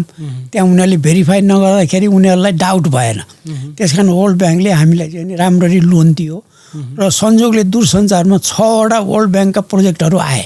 6th प्रोजेक्टसम्म दूरसञ्चारबाट भयो र दूरसञ्चारको चाहिँ नि वर्ल्ड ब्याङ्क पस्नेमा पनि एउटा अनौठा घटना छ। त्यो तपाईँले मलाई समय दियो भने म बताउँला। प्लिज अलिकति सुरु गरौँ संक्षेपमा। अब के थियो भने जब नेपाल चाहिँ नि दूरसञ्चारको विकास गर्ने क्रममा थियो, अब त्यस बखतमा माइक्रोवेभ सञ्चार गर्नुपर्छ भनेर निकै चर्चा चलेको थियो। अनि पाकिस्तान 2टा भएको थियो, पूर्व र पश्चिम। अब पाकिस्तानको पूर्व र पश्चिम जोड्नलाई हाई फ्रिक्वेन्सीले त्यति च्यानल मिल्दैन थियो। त्यसकारण एउटा ट्रोपो स्क्याटर सिस्टम भन्ने थियो, त्यसलाई चाहिँ नि बिचबिचमा रिपिटर स्टेसन राखेर त्यो सिस्टमबाट धेरै च्यानल उपलब्ध हुन सक्थ्यो। त्यसकारण पाकिस्तानले के गर्यो भने हामी नेपालको भद्रपुरदेखि धनगढीदेखि भद्रपुरसम्म 2टा स्टेसन राखेर बङ्गलादेश जोड्ने किसिमबाट अध्ययन गरायो जापानको निप्पन इलेक्ट्रिक कम्पनीबाट। त्यो अध्ययन गर्दैसम्म भारतलाई त्यो थाहा थिएन। त्यो 1965 को कुरा हो। त्यो रिपोर्टै मैले हेरेको छु। अनि त्यस बखतमा अब यो पक्का हुने थियो। पाकिस्तानले के भनेको थियो भने तिम्रो नेपालभित्रको कम्युनिकेसन नि फ्री अफ कस्ट, हामी अपरेसन खर्च नि सबै बियर्थ्यौँ। तिमीले चाहिँ नि तिम्रो जग्गामा त्यो रिपिटर स्टेसन राखे पुग्छ भनेपछि त त्यो त एउटा स्वर्णिम अवसर भयो। त्यसकारण पाकिस्तानले कहिले विचार गरेन कि नेपालले यो रिजेक्ट गर्ला भनेर। उनीहरूले अध्ययन गरायो। अब त्यो रिपोर्ट आइसकेपछि इन्डियाले थाहा पाएछ। अनि इन्डियाले के भन्यो भने त्यस बखतमा इन्डियन एड मिसन भन्ने थियो यो हरिहर भवनमा, हरिहर होइन यहाँ सुन्दारामा हरिभवन भन्थे क्या र। अनि त्यहाँ चाहिँ नि इन्डियन एक्सपर्टहरू थिए। उनीहरूले थाहा पाएपछि उनीहरूले के भन्यो भने नेपालको दूरसञ्चार विकासलाई हामी ब्ल्याङ्क चेक दिन्छौँ भनेर इन्डियाले नि ब्ल्याङ्क चेक दिने प्रस्ताव राखेछ। अब त्यस बखतमा टेलिकम्युनिकेसन विभागको चिफ इन्जिनियर हेरम प्रसाद उपाध्याय हुनुहुन्थ्यो र सचिवमा चाहिँ नि श्यामकृष्ण भट्टराई। अब उहाँहरूलाई अनि मन्त्रीमा चाहिँ नि केदारमान व्यतीत व्यतीत हुनुहुन्थ्यो होइन। अब त्यस वक्तमा यस्तो सोचबुझ भएछ कि अब हामीले किन चाहिँ नि यो पाकिस्तानको नि नलिने इन्डियाको नि नलिने गरेर गरौँ भन्ने भएछ।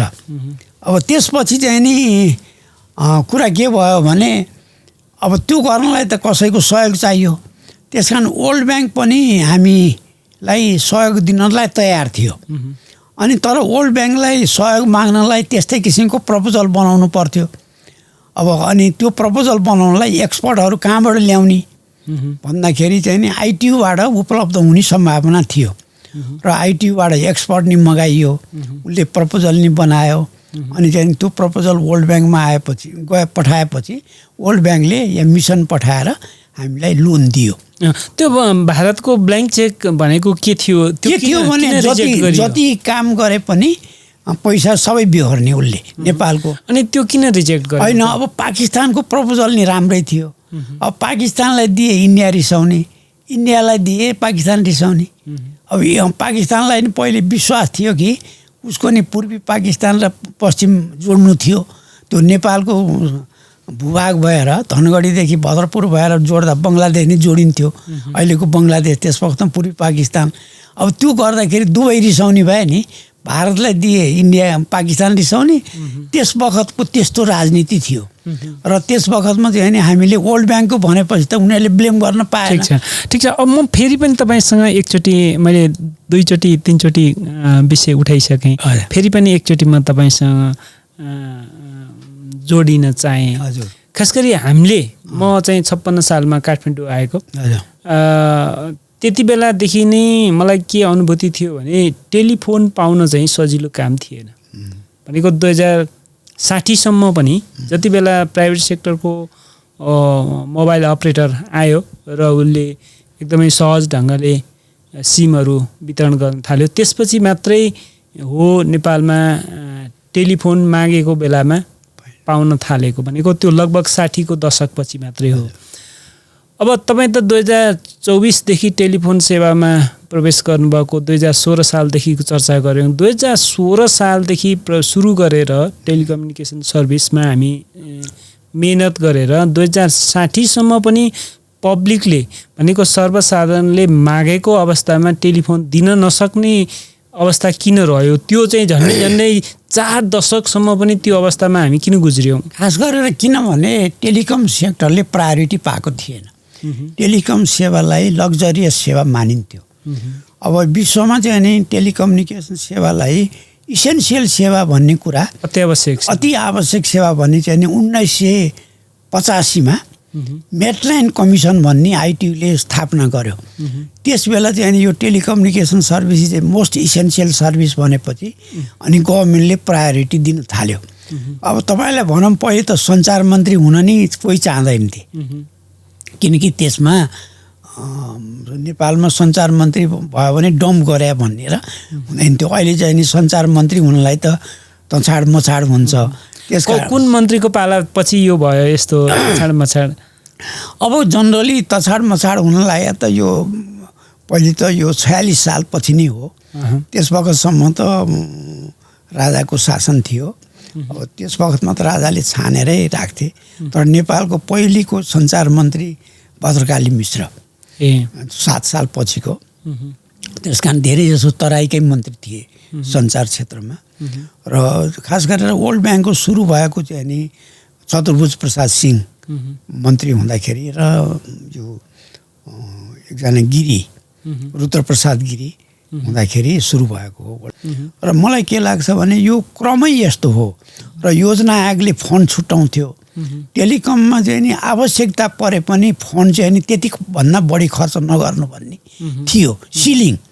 त्यसले गर्दा नि भएको के हरेक नेपालीलाई अथवा हरेक एउटा टेलिफोन लाइन जोड्दाखेरि त्यहाँ राज्यको लगानी पनि जोडिन्थ्यो? त्यहाँ त वास्तवमा पब्लिकसँग पैसा त उठाइरहेको होइन। त्यो पनि कुरा के थियो, लागत कम्प्लिट थिएन। जब प्रकाश चन्द्र लोहनी सञ्चार मन्त्री पो हो नि, उहाँको टाइममा उहाँले यो सिस्टम निकाल्नुभयो। त्यो त 2040 पछि, किनकि त्योभन्दा पहिले यो डिपोजिट लिने सिस्टम थिएन। इन्डियामा चाहिँ नि किद्वीको टाइममा एकजना किद्वी चाहिँ नि सञ्चार मन्त्री हुँदा त्यहाँ ओन योर टेलिफोन स्किम लागेको थियो। अब त्यो सिस्टम हामीले गर्नुपर्छ भन्दा कतिले पहिले मानेनन्। तर प्रकाश चन्द्र लोहनीले आएर त्यो डिपोजिट चाहिँ नि लिनुपर्छ भनेर त्यो एउटा त्यस वखतमा एउटा कन्सल्टेन्सी सर्भिस थियो, इन्टिग्रेटेड डेभलपमेन्ट सर्भिस भनेर। त्यसमा चाहिँ नि उहाँ नि काम गर्नुहुने रहेछ। अनि त्यही काम गर्दा उहाँले टेलिफोनको डिमान्डलाई पूर्ति गर्नलाई यो सब पब्लिकबाटै पैसा किन नउठाउने भनेर गर्नुभयो। त्यस कारण यो श्रेय चाहिँ नि म प्रकाश चन्द्र लोहनीजीलाई दिन चाहन्छु, किनकि उहाँको टाइममा त्यो ठुलो काम भयो जसले गर्दा फन्डको कमी भएन। त्यो भनेको पनि 40-42 सालतिरको कुरा हो। मैले फेरि पनि 40-42 पछि पनि 62 सम्म पनि टेलिफोन सजिलै पाइँदैन होइन। किनभने त्यसमा नि अब हेर्नुहोस् यो टेलिफोन त अब अधिराज्यभरि गर्नु पर्यो। काठमाडौँ मात्र धेरै विकास गरेर नि भएन, सबै जिल्लातिर जानु पर्यो। त्यस कारण वर्ल्ड ब्याङ्कको अनुसार नि ब्यालेन्स डेभलपमेन्ट गर्नुपर्ने थियो। त्यस कारण सबै पैसा काठमाडौँमै गर्दा पनि त्यस वखतमा नि विकास क्षेत्र भन्ने थियो। हुन त डिसेन्ट्रलाइज नभए पनि बजेट हेर्दा त विकास क्षेत्रमा नै हुने हुन्थ्यो। त्यस कारण हामीले काठमाडौँमा चाहे जति विकास गर्ने रकम राख्न सकेनौँ। अब त्यसमा म जिएम हुँदा पनि मलाई नि लाग्थ्यो टेन्डर गर्यो सीमित लाइनको लागि, तर फेरि विस्तार गर्नु पर्यो भने अर्को टेन्डर गर्नु पर्थ्यो। त्यस कारण टेन्डरिङ प्रोसेसले गर्दा लामो भयो। जबकि यो सुगतजी आएपछि सुगतजीले चाहिँ नि त्यसलाई सुल्झाउनु भयो र एकैचोटि उहाँले धेरै लाइनको अर्डर गराइदिनु भयो। त्यस कारण त्यो सुगतजीले त्यो क्रेडिट पाउनुहुन्छ, जुन मैले गर्न नसकेका काम उहाँले गर्नुभयो। उहाँ चाहिँ मान्छे आँटिलो नै हो। आँटिले हो, आँटिलो। उहाँ चाहिँ नि म दूरसञ्चार क्षेत्रमै हुँदा पछि आउनुभएको हो, तर आँटिलो व्यक्ति र सिन्सियर व्यक्ति हो। तपाईँ र सुगतको सम्बन्ध कस्तो थियो टेलिकममा? होइन, खास गरेर सुगतजीको चाहिँ नि दाई र म एउटै इन्स्टिच्युटमा पढेको, Birla institute of technology and science. उहाँ चाहिँ नि सिभिल इन्जिनियर हुनुहुन्थ्यो। उहाँको नाम ज्योतिरत्न कंसाकार थियो र अब एउटै कलेजमा पढाए हुनाले उहाँको घरमा म गइरहन्थेँ कहिलेकाहीँ। नरदेवीमा थियो ज्योतिजीलाई भेट्नलाई।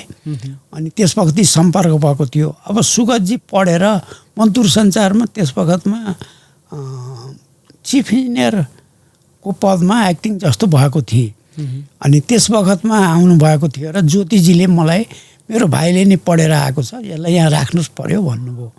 अब चाहिँ नि हामीलाई टेलिकम इन्जिनियरको काम थियो, अनि सुगतजी चाहिँ नि टेलिकममा भर्ना भएर मेरै अन्तर्गत बसेर केही वर्ष काम गर्नुभयो। ओके, पछि तपाईँ दूरसञ्चार प्राधिकरणको पनि अध्यक्ष बन्नुभयो। हजुर, 2059 देखि 63। हजुर। त्यो बेलामा कस्तो किसिमका परिवर्तनहरू भए? दूरसञ्चार त मोनोपोली थियो, टेलिकम संस्थानले मात्र चलाउने।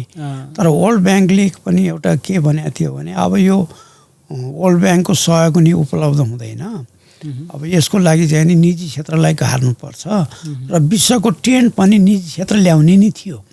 त्यसकारण त्यसको लागि राम्रो रेगुलेटर चाहिन्छ भनेर दूरसञ्चार ऐनकै तर्जुमा भयो।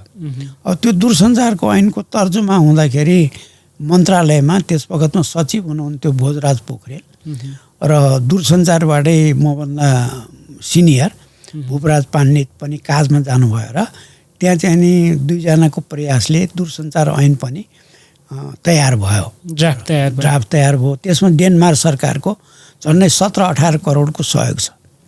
त्यो दूरसञ्चार ऐन बनाउन त्यो लागू भयो। मैले सुन्छु भोजराज पोखरेलको विशेष प्रयासबाट त्यो ऐन पास भयो र त्यसले गर्दा जब रेगुलेटर बढी स्थापना गर्न ऐनको व्यवस्था भयो, अनि त्यसपछि हामीले प्राधिकरण गठन भयो 54 सालमा। अनि 54 साल भएपछि अनि यो टेन्डर गरेर निजी क्षेत्रलाई भित्राउने प्रयास भयो। अब म चाहिँ नि प्राधिकरणको दोस्रो टर्मको अध्यक्ष हो। अब त्यस बखतमा के थियो भने मेरो समयमा के थियो भने एउटा लाइसेन्स दिने काम बाँकी थियो। उनीहरूले मभन्दा पहिलेको जिएमले लेटर अफ इन्टेन्ट दिइसके। त्यो स्पाइस नेपाल भन्थे जुन मोबाइल अहिले मेरो मोबाइल भन्ने रहेछ एनसिएल। अनि अर्को चाहिँ नि युटिएललाई लाइसेन्स दिएर उसले जडान गर्ने थियो। त्यो चाहिँ नि वायरलेस लुप लोकल लुप सिस्टममा। अनि अर्को एउटा टेन्डरिङ प्रोसेसमा चाहिँ नि पूर्वी क्षेत्रमा त्यो चाहिँ नि सेटेलाइटको सिस्टमद्वारा पिसिओहरू थाप्न गर्ने त्यो 3टा प्रोजेक्ट थिए। अनि एकजना मेरो साथी भन्नुहुन्थ्यो कि यो चाहिँ नि जोकिङली हामी कहाँ 3टा प्रोजेक्ट छ, एउटा श्री 5 को सरकारको, एउटा भारत सरकारको, एउटा राजदरबारको भनेर जिस्काउनु हुन्थ्यो क्या।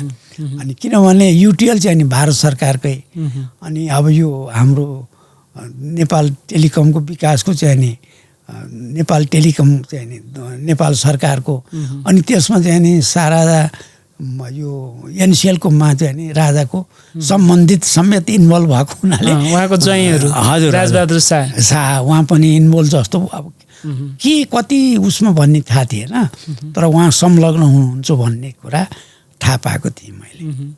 लाइसेन्स त तपाईँकै हातले मैले दिए हो। त्यस वखतमा एउटा किन ढिला भएको रहेछ भने 15 करोडको ब्याङ्क ग्यारेन्टी दिनुपर्ने रहेछ। अनि उनीहरूले के भनेको रहेछ भने विदेशी ब्याङ्कको ग्यारेन्टी दिन्छु तिमीहरूले मान भनेको रहेछ। अनि यसो विदेशी ब्याङ्क भनेपछि त हामीले कसरी क्लेम गर्ने? हामीले चाहिँ नि it should be endorse by local bank in Kathmandu भनेपछि त्यो आनेकानी गरेर म हुँदा पनि 3-4 महिना त्यो चाहिँ नि मोदीले पाएको रहेछ, इन्डियाको मोदी कम्पनीले। त्यो चाहिँ नि त्यहाँको बिके मोदी चाहिँ नि अब त्यस वखतमा नेपालको एजेन्ट चाहिँ नि खेतान रहेछन्, मोहन गोपाल खेतान हो, त्यहाँ खेतान ग्रुप रहेछ। अनि त्यो मोदी ग्रुपको मान्छे म आएपछि दौडेर आउनुभयो। बिके मोदी त्यहाँको चेयरम्यान हुनु रहेछ। अनि उहाँलाई विभिन्न थरीका मेसेजहरू जाने रहेछ। अनि कन्फ्युजन हुनुभएको रहेछ। अनि मैले के भने उहाँलाई हेर्नुहोस् तपाईँले 15 करोडको ब्याङ्क ग्यारेन्टी दियो भने आई विल इस्यु लाइसेन्स, तर त्यो चाहिँ नि मलाई चाहिँ नि विश्वास दिलाउनुहोस् म गर्छु भनेर। तर त्यस वखत मैले यसो हेरेँ कि चिठी लेख्ने ठाउँ नै छैन। त्यो टेन्डर गर्दा कहाँ चिठी पठाउने हामीले भन्ने नि थाहा छैन, विथ द पर्सन भन्ने नि थाहा छैन, त्यस्तो रहेछ। अनि मैले उसलाई भने कि please send me a letter, नेपालमा कन्ट्याक्ट पोइन्ट को हो, कहाँ चिठी पठाउनु पर्छ, उसको फोन नम्बर के हो भनेर उसलाई पठाएँ मैले। अनि कमसेकम त्यहाँ चिठी व्यवहार गर्न पाइयो। अनि उसले पनि मलाई धेरै त्यतिबेला तपाईँले मेल गर्नुभयो, इमेल गर्नुभयो? उसले आफै आयो, ऊ आएर उसले मलाई मेरो भेटमा मैले भने कि please send me the address, email, local address, telephone number and the contact person नेपालमा को हो। त्यो भनेपछि उसले चिठी पठाएर मैले उसलाई के भने until and unless you give bank guarantee nothing can be done. उसले धेरै प्रेसर लगायो मलाई। अब हरेक किसिमका मान्छे आउँथे। अब नेपाल त्यही हो नि, प्रेसरबाट काम गर्नुपर्ने। मैले चाहिँ नि त्यो युटिएलको कस्टमा तपाईँ भन्दै हुनुहुन्छ? होइन त्यो नेपाल स्पाइस नेपाल युटिएलको त प्रब्लम सुल्झिएकै थियो। उनीहरूले लाइसेन्स पाएकै थियो। त्यसकारण प्रब्लम युटिएलकोमा के थियो भने इन्टर कनेक्सन। त्यस वखतमा सुगतजी जिएम हुनुहुन्थ्यो। सुगतजीले युटिएललाई दुःख दिने किसिमबाट त्यो इन्टर कनेक्सन दिनु भएन। दुःख दिने भनेको के आफ्नो बिजनेस नखोसियोस् भनेर संस्थागत इन्टेन्सन राखेर गर्नुभयो? पर्सनल होइन, संस्थागत इन्ट्रेस्ट भएपछि हाम्रो बिजनेस यसले लिन्छ, यो बाहिरको आएको निजी क्षेत्र, हामी त गभर्मेन्टको हो नि भनेर। अनि त्यहाँ इन्टर कनेक्सन नदिकन त युटिएलको सेटले नेपाल टेलिकमको नेटवर्कलाई काम नगर्ने। अनि त्यस वखत मैले कस्तोसम्म काम गर्नु पर्यो भने त्यो इन्टर कनेक्सन नदिए आधारमा दूरसञ्चारलाई चाहिँ नि मैले पेनाल्टी लगाउनु पर्यो। दूरसञ्चार संस्थानलाई। त्यसको अध्यक्ष लोकमान सिंह कार्की हुनुहुन्थ्यो।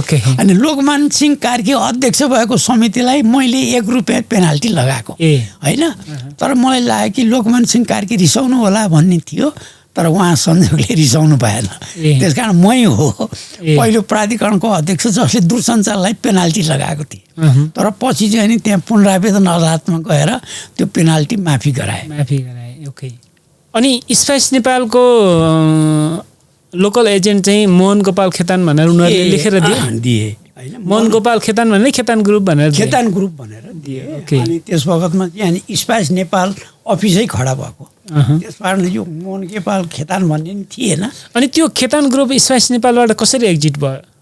होइन, उनीहरूले के मिलाए त्यो हामीलाई थाहा भएन। पहिला त मोहन गोपाल खेतानले मोबाइल ल्याउँदैछन् भन्ने न्युजहरू पनि हामीले पढेका थियौँ होइन। तर उनको चाहिँ त्यो मोबाइलको लाइसेन्स लिने प्रयास कसरी असफल भयो? उनीहरूको प्रयास असफल भएन। स्पाइस नेपाल कम्पनी भनेर मोहन गोपालकै प्रोप्राइटरसिपमा स्थापना भएको होइन। अनि त्यसपछि मोहन गोपाल खेतानले त्यो दर्ता के गरे त्यो त हामीलाई थाहा भएन। त्यो त कम्पनी रजिस्ट्रारको कार्यालयमा कसले कति लिए भन्ने कुरा भयो। अब त्यस वखतमा कसले कति सेयर लिने होइन, मोहन गोपालले कति लिने अथवा त्यो बिकी मोदीले कसलाई दिने त्यो कुरा मलाई त्यति थाहा भएन। अनि त्यस वखतमा अजय सुमार्गी भन्ने आउनुहुन्थ्यो। उहाँ चाहिँ नि यो लोकलको अर्थकर्ता मान्छे। अनि उहाँले आएर चाहिँ नि अब त्यसमा सहयोग चाहिँ नि रुसको सरकारको लिने भन्ने भयो। अनि महतोजी पनि आउनुभएको थियो एकचोटि, उपेन्द्र महतो। तर त्यसमा एउटा फ्ल के भएछ भने रिन्युअल फी र लाइसेन्स फीको आधारमा मूल्याङ्कन गर्ने रहेछ। रिन्युअल फी चाहिँ नि एउटा 0 बढाएर अब चाहिँ नि 20 अरब तिर्ने भनेर मानेछन्। त्यो हुनुपर्ने चाहिँ 2 अर्ब त्यही होला। केही 2 अरब भन्दा बढी त हुनै नहुने हो। लाइसेन्स फी भन्दा रिन्युअल फी अलवेज लेस। तर हाम्रो टेन्डर कन्डिसनको शर्त के रहेछ भने रिन्युअल फी र चाहिँ नि यो लाइसेन्स फीको आधारमा भ्यालुएसन गर्ने भएको हुनाले कुनै हालतमा पनि यो खेतान ग्रुपले पाउनुपर्छ भन्ने किसिमबाट भएर खेतान ग्रुपलाई पाएछ। अब त्यो अनि लाइसेन्स फी चाहिँ 2 अर्ब थियो होइन। लाइसेन्स फी चाहिँ नि 20 करोड थियो। 20 करोड 21 करोड थियो। अब त्यो 19 करोड हुनुपर्ने अझ होइन। त्यो 90% मात्र हुन्छ अरू मुलुकमा। अरू मुलुकमा हामी कहाँ चाहिँ नि 21 करोडको 17-18 हुनेमा त 20 अरब थियो। अब त्यो त एउटा शून्य मात्र होइन, 2टा शून्य भयो। के भयो केही होइन। अब त्यो त्यसबारे म अनभिज्ञ छु। अब मेरो पहिलेको हाकिमले त्यो अफिसको हाकिमले म चाहिँ केमा विश्वास गर्छु भने निरन्तरतामा जसरी नि काम गर्नुपर्छ। मेरो खोतल्ने बानी छैन कहिले के गर्यो भनेर। त्यो चाहिँ नि इभ्यालुएसन गर्दैमा अलिकति विचार गर्यो भने त्यही कारणले नि डिस्क्वालिफाई गर्न सकिन्थ्यो। तर ऊ भएन। जसरी नै उसले पाउने उद्देश्य गरेर छ होइन। उसको उद्देश्य के रहेछ भने पछि यो मिलाउँला भन्ने होला। 10 वर्ष पछिको लाइसेन्स लिँदा त्यो रिन्युअल फी के होला भन्ने लाग्यो होइन। अनि मलाई के लाग्यो भने विभिन्न मान्छे भेट्न आए। मैले भने यो 20 अर्बको समस्या छ। यो 20 अर्ब चाहिँ नि you maybe liable to pay. त्यस कारण विचार गरेर मात्र लिनु भनेर मैले रसियन डेलिगेसनलाई पनि त्यही भने होइन। इभन महतोजीलाई पनि त्यही भने उहाँले अहिले सम्झनुहुन्छ कि हुँदैन। अब सकेसम्म हामी त हेल्प गर्न लागौँला, त्यो 20 अरब चाहिँ नि नतिर्नु पर्ने गर्न नि चाहन्छौँ है। त्यस कारण यो चाहिँ अलिकति हाई फिगरै हो, यो चाहिँ विचारै गर्न नसक्ने फिगर हो भनेर भनेपछि अब के मिलाएर मलाई त सेवा चलाउनु थियो नि, अनि सेवा जसरी नि चल्यो भने म खुसी हुन्थेँ। त्यस कारण चाहिँ मलाई के लाग्यो भने लाइसेन्स दिएपछि 3-4 महिनामै डेलिगेसन आए, त्यो रसियन फेडरेसनका आए अनि यिनीहरूले चाहिँ नि यहाँ सेवा चलाउन थाले अनि मलाई खुसी लाग्यो क्या। अनि चाहिँ नि तर इन्टर कनेक्सनमा चाहिँ नि स्पाइसको लागि दूरसञ्चारले त्यति दुःख दिएन, उनीहरू चलाएको थिए, दूरसञ्चारसँग कुरा मिलाए। त्यस कारण इन्टर कनेक्सनको प्रब्लम स्पाइसले बेहोर्नु परेन।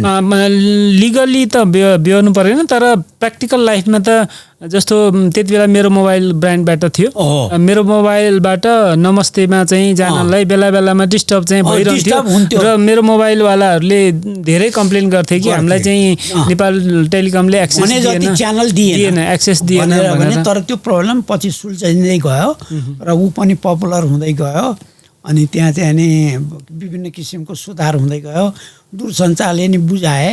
अब तपाईँसँग यति राम्रो अनुभव छ, त्यो अङ्कगणित अथवा त्यो तथ्याङ्क मिथ्याङ्क भनौँ न, त्यो 19 करोड हुनुपर्ने हो कि 20 अर्ब हुनुपर्ने हो कि, अब अहिले पनि हामी स्टेक होल्डरहरूसँग गफ गर्छौँ, चाहे त्यो एनसेलका मान्छेहरू हुन्, त्यतिखेरको स्पाइस नेपालको कन्टिन्युटी, चाहे चाहिँ नेपाल टेलिकमको कुरा गरौँ, चाहे चाहिँ पछिल्ला समय अहिले त 7वटा नेपाल के अरे टेलिकम्युनिकेसन कम्पनीहरूले लाइसेन्स पाएकोमा अहिले 2टा मात्रै सञ्चालनमा छन्, 5वटा त बन्द भइसके। उनीहरूको पीडा पनि यो लाइसेन्स रिन्यू फी चाहिँ अति नै धेरै भयो, यो प्र्याक्टिकल छैन भन्ने उनीहरूको भनाइ पनि सुनिरहेको हुन्छौँ। र तपाईँको यो अहिले मैले गफ गर्दाखेरि जुन किसिमको कुराहरू पनि सुने, तपाईँलाई के लाग्छ यो रिभ्यू गर्नै पर्ने विषय हो? होइन, यो त अवश्य गर्नुपर्ने र हामीले ऐन पनि रिभ्यू गरेका थियौँ र त्यो ज्ञानेन्द्र सरकारको त्यो टाइममै त्यो मैले ड्राफ्ट चाहिँ तयार गरेर पठाएको पनि थिएँ। त्यो ड्राफ्टमा चाहिँ कति थियो रिन्युअल? त्यसमा त्यस्तो थिएन। यो के किसिमको थियो भने पहिलो 10 वर्षपछि एकचोटि चाहिँ नि त्यो एनसेलले पेनाल्टीको रूपमा 20 अरब तिर्नै पर्ने, त्यो अनुसार चाहिँ नि टेलिकमलाई त्यति लाग्नु पर्दैन थियो। तर 1 वर्ष उसले बदमासी गरेर टेन्डर पाएको हुनाले हि सुड बी पेनलाइज भन्ने किसिमको। कसरी बदमासी गर्यो उसले? बदमासी भने बदमासी नभनौँ, त्यो मेरो सरी त्यो बोर्डको लागि उसले चलाखी गर्यो। चलाखी गरेर जुन गर्यो, त्यो चलाखी भने चाहिँ के हो? चलाखी भने चाहिँ नि हुनै नसक्ने अङ्क राखिदियो नि त, होइन, जसरी टेन्डर लिनुपर्छ भनेर। अब त्यसमा हामीले विश्वास गऱ्यौँ। त्यो 20 अर्बको चाहिँ फी जुन राख्यो त्यो भनेको स्पाइस नेपालको चलाखीको आधारमा बनेको मापदण्ड हो? मलाई लाग्छ त्यो चाहिँ नि व्हिममा आएर राख्यो के हो र भइहाल्यो, अहिले राख, पछि त बिर्सिहाल्छ, नेपालको प्रशासन यस्तै हो कि भनेर राखियो क्या।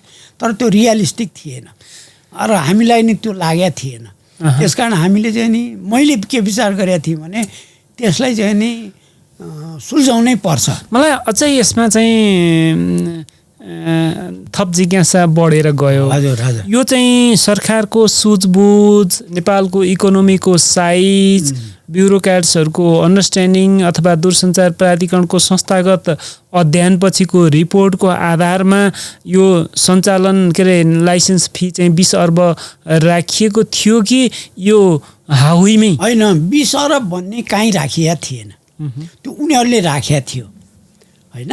त्यसमा सुरु कसरी भयो भने यो नेपाल टेलिकम र प्राधिकरणको बिचमा एउटा के एग्रिमेन्ट भयो भने त्यो लाइसेन्स फी र रिन्युअल फी चाहिँ नि दूरसञ्चारले यो टेन्डर गर्दा निजी क्षेत्रको जति कम्पनीले जति भन्छ त्यति चाहिँ नि दिनुपर्ने भनेर एग्रिमेन्ट भएको रहेछ। अब दूरसञ्चारको त लाइसेन्स पहिले दिए 5 वर्ष पहिले, होइन। अब 5 वर्ष पहिले दिएपछि त उसको 10 वर्ष 5 वर्ष पहिले पुरा हुने भयो, होइन। अब मेरो विचारमा के थियो, त्यही बखतमा दूरसञ्चारलाई त्यो दिनु नपर्ने खालि उसले दिनुपर्ने भन्ने किसिमबाट नियम बनाउनु पर्थ्यो भन्ने मलाई लागेको थियो। अब त्यस बखतमा मेरो 5 वर्ष पुग्दै थियो, मलाई 1.5 वर्ष बाँकी हुँदै मलाई हटाइदिए होइन। बुझ्ने मान्छे त मै थिएँ होइन, सबै कुरा बुझेर त्यो म भएको भए त्यो 1.5 वर्ष मलाई त्यो कन्टिन्यू गरे भए त्यो प्रब्लम त्यसै बखतमा सुल्झिन्थ्यो। अनि त्यो ड्राफ्ट बनाएर नि ऐन पठाइसकेका थिएँ, त्यो ऐन पास भएको भए त्यो चाहिँ नि त्यो सुल्झिन्थ्यो नियम। तर म त्यो चाहिँ नि ऐन नि पठाएँ अनि यो चाहिँ नि 62 सालको आन्दोलन नि भयो अनि ज्ञानेन्द्र सरकारको त्यो पनि हट्यो, त्यो ऐन चाहिँ नि दरबारमै अडियो होइन। अनि त्यो चाहिँ नि पास हुन सकेन। अनि यो 62-63 सालपछि त त्यो गर्नुपर्छ भने कसैले गरेन। अनि त्यो गर्दाखेरि एउटा ड्राफ्ट पठायो, ओहो यसमा त राजस्व कम हुने प्रपोजल रहेछ होइन, यो त 20 अरब नतिरिकन हुन्छ, 20 अरब त हाम्रो घाटा लाग्ने भयो, यस्तो प्रपोजल लिनुहुन्छ भन्ने किसिमको भावना आयो। तर सुरुमा पठाउँदा कसैले त्यो गरेका थिएन। धेरै उपबुजुर्ग हुन्छन् नि हामी कहाँ, त्यस कारण धेरै जान्ने मान्छे भएपछि झन् समस्या हुन्छ। त्यसो भएपछि कति ड्राफ्ट बने, कति गए, केही भएन। तपाईँले त्यो चाहिँ लाइसेन्स वितरण गर्दै गर्दा अथवा नयाँ ड्राफ्ट बनाउँदै गर्दा तपाईँले चाहिँ यो टेलिकम कम्पनीबाट पैसा खानुभयो भनेर घुस खानुभयो, भ्रष्टाचार गर्नुभयो भन्ने आरोप चाहिँ कति लाग्यो तपाईँ? मलाई लागेन त्यत्रो लाइसेन्स वितरण गर्दा। बोर्ड मेम्बर नि भन्थे अब तपाईँले यो निर्णय गर्नुभयो चाहिँ नि अब ठुल्ठुलो अखबारमा चाहिँ नि यो आउँछ भने, तर मलाई कसैले त्यो कुनै चार्ज पनि लगाएन र मलाई चाहिँ नि सबैले फेरै मान्थे। फेरि अब तपाईँको कस्तो छ भने तपाईँ चाहिँ टप लेभलको व्यवस्थापक अथवा दूरसञ्चार प्राधिकरणमा रहँदा होस् अथवा नेपाल टेलिकममा रहँदा होस् अथवा सञ्चार मन्त्रालयमा रहँदा होस् होइन, हामीले देख्यौँ अब गिरिजाबाबु पनि भ्रष्टाचारका ठुला काण्डमा मुछिएको पूर्व प्रधानमन्त्री हो। त्यसपछि जयप्रकाश गुप्ता त अख्तियारबाट अदालतबाट सबैतिरबाट दोषी ठहर भएर जेल नै भोग्नु पर्यो। र पछिल्लो समय अझ टिकलाग्दो कुरा के छ भने दूरसञ्चारमा सबभन्दा ठुला घोटालाका नेपालमा भएका ठुल्ठुला घोटालाका अङ्कहरूसँग जोडिएर आउने समाचार चाहिँ दूरसञ्चारसँग रिलेटेड नै छ, नेपाल टेलिकमसँग रिलेटेड नै छ, नेपाल दूरसञ्चार प्राधिकरणसँग रिलेटेड नै छ। किन यस्तो भइरहेछ? खास गरेर यो दूरसञ्चार संस्थान कम्पनीमा भएपछि मात्र यस्तो भएको हो।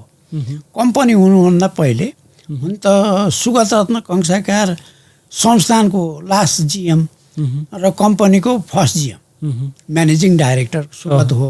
यो कम्पनी भएपछि यस्तो हुन गएको हो करप्सनको। त्यस बखतमा सुगत रत्न कंसाकार हुन्जेलसम्म भनौँ न, म पछि पनि धेरै जिएमहरू भए, त्यस बखतमा त्यो थिएन, त्यस्तो सिस्टम अनुसार चलिएको थियो। अब त्यो कम्पनी भएपछि एउटा के गल्ती भयो भने त्यहाँ चाहिँ नि सिनियरिटीको व्यवस्था भयो र एउटा टेलिकम्युनिकेसनमा चाहिँ नि यो जस्तो मूर्ख भएरी टेलिकम इन्जिनियरै जिएम हुने चलन थियो। त्यसमा एउटा भाइलेसन पनि भयो होइन, एउटा चार्टर एकाउन्टेन्टलाई नि ल्याइयो अनि अर्को चाहिँ नि बुद्धि आचार्य ल्याइयो। अब त्यसमा नि मेरो केही भन्नु छैन। अनि त्यसपछि पनि अरू आउँदाखेरि सिनियरिटी मिस हुने किसिमबाट यङ ग्रुपलाई ल्याइयो, कुन कारणले हो। त्यसले गर्दाखेरि यो भ्रष्टाचारको सुरुवात त्यसरी भयो जस्तो लाग्छ मलाई। किनकि एउटा अर्को रोचक पाटो तपाईँले जुन उठाउनु भयो, दूरसञ्चार संस्थान सार्वजनिक संस्थान 100% सरकारको ओनरसिप हुँदासम्म चाहिँ करप्सनको थलो नबन्ने, अनि पब्लिकको इन्भेस्टमेन्ट भइसकेपछि पब्लिक कम्पनी भइसकेपछि चाहिँ झन् भ्रष्टाचारको केन्द्र बन्ने, यो त फेरि स्वाभाविक चित्रण त भएन नि? होइन, त्यही त मलाई आश्चर्य लाग्छ। त्यस वखतमा के थियो भने दूरसञ्चारको संस्थान हुँदाखेरि अब संयोगले त्यस वखतको सचिवहरू पनि र अब त्यहाँका महाप्रबन्धकहरू पनि त्यही संस्थानबाट जन्मे हुर्केकाले हुन्थे र उनीहरूलाई जे भए पनि सिस्टम बाहिर जान गाह्रै हुन्थ्यो। र पछि चाहिँ नि अब कम्पनीमा भएपछि अब कम्पनीमा आउने बोर्ड पनि बाहिरका नि हुन थाले, 7% उसको भएको हुनाले, र त्यहाँ त्यो चाहिँ नि अलिकति भनौँ पारदर्शी हुन थाल्यो होइन। पारदर्शी भन्नाले कुन किसिमबाट भने आर्थिक आय व्यय सार्वजनिक गर्नुपर्ने होइन, सार्वजनिक त पहिले नै हुन्थ्यो। हाम्रो टेलिकम येलो बुकमा मात्रै हुन्थ्यो। येलो बुकमा हुन्थ्यो र त्यस बखतमा त्यो थाहा हुँदैन थियो दूरसञ्चार क्षेत्र नि यस्तो लुक्रेटिभ सेक्टर, यो पैसा कमाउन सक्ने सेक्टर भनेर पोलिटिसियनलाई नि त्यति थाहा हुँदैन थियो। पछि यो भएपछि त पोलिटिसियनले ओहो यो त एउटा मिन्टिङ गर्ने डिपार्टमेन्टै जस्तो छ, पैसा कमाउने भन्ने भयो। र अर्को कुरा चाहिँ नि के छ भने यसमा चाहिँ नि प्राइभेट कम्पनीहरूको नि तछाडमुछाड भयो नि, एजेन्सी लिनेले। अब यो चाहिँ नि मैले मेरो कम्पनीलाई यहाँ भित्राउन सक्ने भए मैले कमिसन बढी पाउँछु भन्ने कुरा प्रतिस्पर्धा नि भयो। अब पहिले कम्पनी हुँदाखेरि त्यहाँ जर्मनीको सिमेन्स कम्पनी, बेल्जियमको कम्पनीहरू आए, पछि चाहिँ नि चाइनाका कम्पनीहरू चाहिँ नि हुआए भन्ने जस्तो पनि आउन थाले। अब त्यसो हुनाले यो के हो भने निजी क्षेत्रले पनि एकदम कडा रूपबाट अलिकति राम्ररी चाहिँ नि यसमा हामीले हात हाल्नुपर्छ भनेर लागे। अनि गभर्मेन्ट क्षेत्रका पोलिटिसियनहरूले नि यो त लुक्रेटिभ सेक्टर रहेछ, यसले पोलिटिकल फन्ड चाहिँ नि तयार गर्नलाई त यो दूरसञ्चार सेक्टर राम्रो हुने भएको हुनाले र यो फेरि हामीले भने मान्ने जिएम भयो भने त सहिलो हुन्छ भन्ने किसिमबाट भएको थियो। म एउटा घटना पनि तपाईँलाई बताउँछु। प्लिज।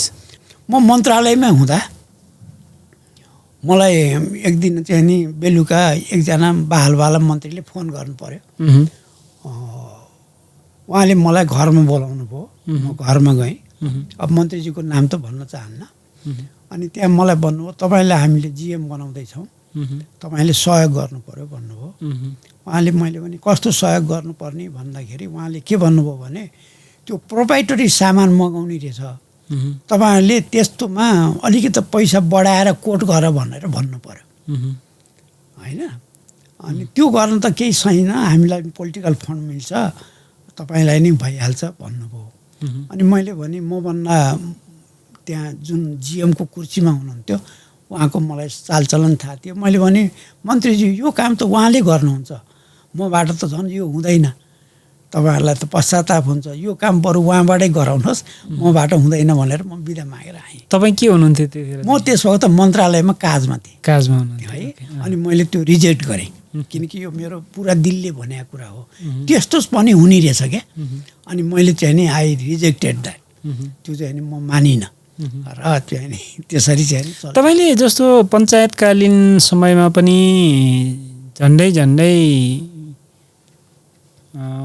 22 वर्ष काम गर्नु, 22 वर्ष काम गर्नुभयो र बहुदल आएपछि पनि झन्डै 18 वर्ष काम गर्नुभयो। बहुदल आएपछि 9 4 13 वर्ष बहुदल आएपछि नि लगभग होइन भन्दाखेरि करप्सन अथवा सुशासनको मामिलामा पञ्चायतमा बढी करप्सन हुन्थ्यो अथवा बहुदल आएपछि लोकतन्त्र आएपछि? पञ्चायतमा करप्सन हुँदैन थियो। अब कस्तो थियो भने मलाई लाग्छ अब यो नियमअनुसार पाउने कमिसनमा अब त्यो कार्यालय प्रमुखले लोभ गर्यो भने अलिकति समस्या आउँथ्यो।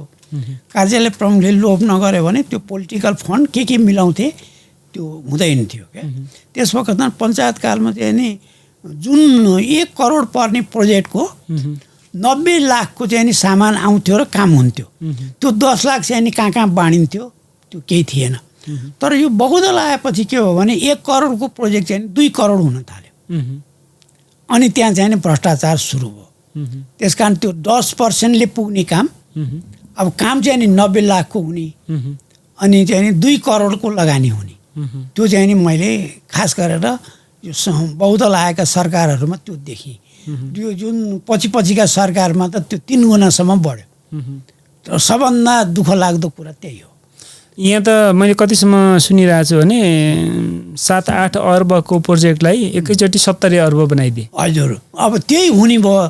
त्यही कुरा म तपाईँलाई भन्न चाहन्छु। म सञ्चार मन्त्रालयमा हुँदा मलाई टेलिभिजनको अध्यक्ष बनाउने प्रस्ताव आयो, म अध्यक्ष गएँ। त्यस वखतमा त्यहाँ टेलिभिजनलाई स्याटेलाइटमा लिङ्क गर्ने नेपाल टेलिभिजनलाई भन्ने योजना थियो। त्यो जिम्मा गर्न मलाई चाहिँ नि अध्यक्ष बनाइयो। अनि त्यस वखतमा 10 करोडको लोन दूरसञ्चार संस्थानबाट लिने भनेर कुरा मिलाइराखेको रहेछ। अनि मलाई लाग्यो दूरसञ्चार संस्थान त मेरो प्यारेन्ट अर्गनाइजेसन, त्यसबाट चाहिँ नि ऋण उठेन भने त्यसको घाटा त मलाई नै हुने, मेरो पेन्सन पाउने संस्था। त्यस हुनाले मैले सकेसम्म चाहिँ त्यो ऋण नलिकन काम गर्ने विचार गरेँ। अनि मैले चाहिँ नि त्यो काम 5 करोडले सम्पन्न गरेँ। त्यहाँ चाहिँ नि दुर्गानाथ शर्मा हुनुहुन्थ्यो। अनि एकचोटि मन्त्रीजीको कोठामा गएर दुर्गानाथजीले भन्नुभयो, मन्त्रीजी हामीले 10 करोड भने ऋण नै लिएनौँ, हाम्रै बजेटबाट 5 करोडमा सक्यौँ भने त्यो के गर्नुभयो त, 10 करोड सर्नु पर्ने भनेर मन्त्रीले भन्नुभयो। अनि मलाई लाग्यो धिक्कार छ होइन, यहाँ नेपालमा चाहिँ नि काम गरेर पैसा खर्च गर्यो भने मात्रै स्याबासी पाइने रहेछ जस्तो लाग्यो क्या। अब किनकि हामी कहाँ एउटा के छ भने we did not talk of cost भन्न मिल्छ मन्त्रीको नाम? नभनौँ, त तथ्यले त भेटाइहाल्छ। तपाईँ जुन अवधिमा त्यहाँ रहनु खोज्यो भने त भेटिन्छ। तपाईँको मुखबाट भन्ने कि नभन्ने मात्रै हो। तर उहाँले त्यसमा कुनै नाजायज फाइदा लिनु भएन है। त्यो मन्त्रीज्यूले जुन भने पनि त्यो इन्टेन्सन त्यो थियो। उहाँको भनाइ बढी पैसा खर्च गरेर राम्रो अफिस सुधार्ने, राम्रो काम गर्ने भन्ने भएको होला नि, त्यो भएन, कन्जुसी गरेर गऱ्यो भन्ने भयो होला नि। दुईवटा सुटको सट्टा एउटै सुट किनियो होला, त्यस्तै हुन्छ नि। त्यस कारण हामीले सधैँ नेगेटिभ सोच्नु हुँदैन। ओके। अब अलिकति यो चाहिँ टेलिकम्युनिकेसन सेक्टरमा भएको प्रगति भनौँ न, यो प्राविधिक चेन्जेसहरूको कुराहरू धेरै अर्थपूर्ण छ, धेरै महत्त्वपूर्ण पनि छ। खास गरी नेपाल टेलिकम 4G मा गएको त धेरै समय भइसक्यो। भलै उसले देशव्यापी रूपमा 4G एक्सपान्सन गर्न बाँकी नै छ। सँगसँगै अब 5G मा लैजाने कुरा अहिले धेरै कसरतका साथ गइरहेछ। सरकारले केही कसरत गरिरहेछ 5G मा जानको लागि। 5G बाट पनि 6G मा संसार चाहिँ अगाडि बढिसक्यो, प्रवेश गर्दैछ। कति देशहरू गइसके, कति देश जाने क्रममा छन्। अब हामी चाहिँ यहाँ मैले 2-3टा लाइनबाट कुराकानी सुनिरहेको हुन्छु। एउटा नेपालको टोटल बिजनेस भोल्युम जुन छ टेलिकम्युनिकेसनको, त्यो बिजनेस भोल्युमलाई चाहिँ 5G भित्र्याउँदा गर्नुपर्ने इन्भेस्टमेन्ट जुन हो, त्यो इन्भेस्टमेन्ट त्यो बिजनेस भोल्युमले सपोर्ट गर्दैन अथवा प्रफिट छैन भन्ने एउटा थट पनि छ। अर्को थट चाहिँ 5G ढिला भइसक्यो, अब एकैचोटि 6G मा जानुपर्छ। यो 5G मा गरिएको लगानी फेरि वेस्टेज हुन्छ भन्ने थट पनि छ।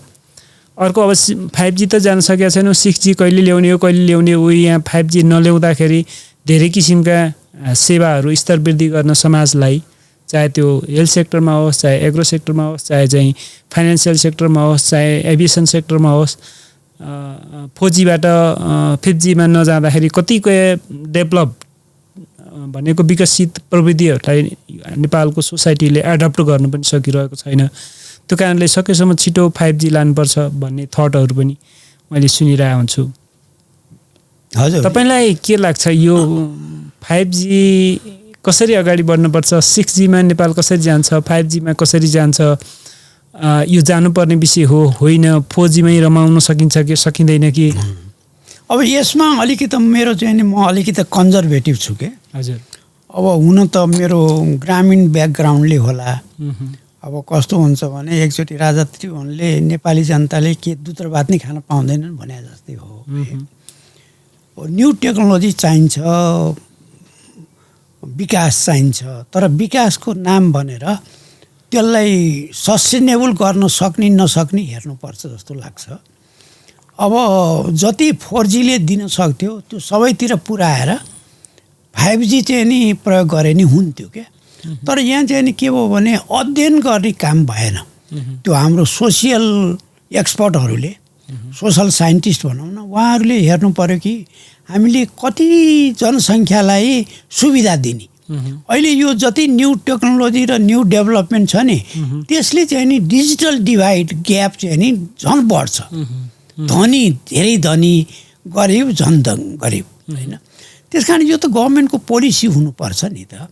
अब यो एउटा के भयो भने अहिले मन्त्रीजीहरूले नि काहीँ भिजिट गरेर आए, फलाना मुलुकमा 6G रहेछ, अब वाइ नट 6G भनेर भन्नु हुँदैन है। फलाना मुलुकमा 5G गइसके, हामीले हेर्नु पर्यो नि, हाम्रो ब्याकग्राउन्ड हेर्नु पर्यो होइन। अब मलाई त साँच्चै भनौँ भने यो न्यू टेक्नोलोजीमा त्यति हाम फाल्ने धेरै जरुरी छैन क्या।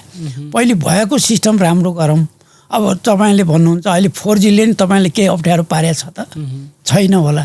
अब तपाईँले कति सुविधा खोज्ने के अब घरमा एउटा टेलिभिजन राख्ने कि 4वटा राख्ने।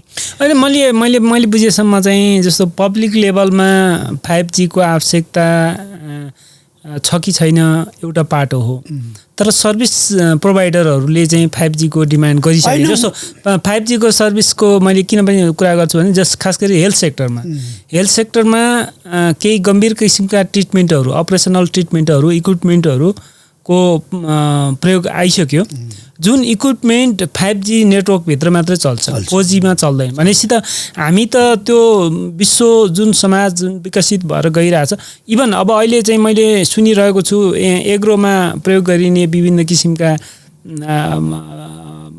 बिउ बिजन छर्ने अथवा विषादीहरू छर्ने मेसिनहरू अथवा त्यो रोगहरू पत्ता लगाउने मेसिनहरू ती समेत 5G नेटवर्क भएको ठाउँमा त्यसले काम गर्छ, 4G नेटवर्क भएको ठाउँमा त्यो इक्विपमेन्टहरूले, कृषि उपकरणहरूले समेत काम गर्दैन भन्नेसम्म मैले प्रेजेन्टेसनहरू प्रोग्राममा विभिन्न प्रोग्राममा त्यस्तोसम्म मैले देखिरहेको छु।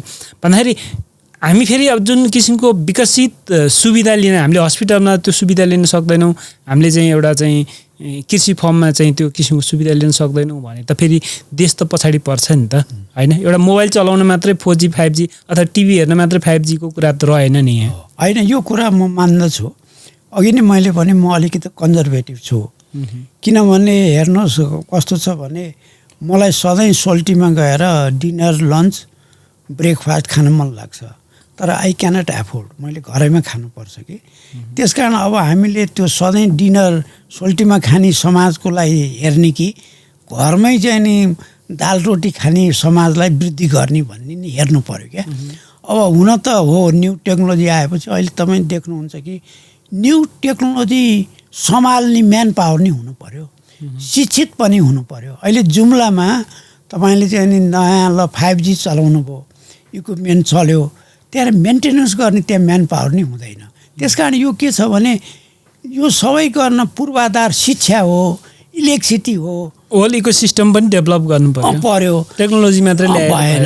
के छ भने टेक्नोलोजी त ल्याउँछौँ। अब तपाईँले सुन्नु होला, अब अहिले हाम्रो महावीर पुनजी जुन शिक्षा मन्त्री हुनुहुन्छ, उहाँले विभिन्न प्रयास गरेर कति हस्पिटलका चाहिँ नि विभिन्न साधनहरू रिपेयर गर्नुभयो।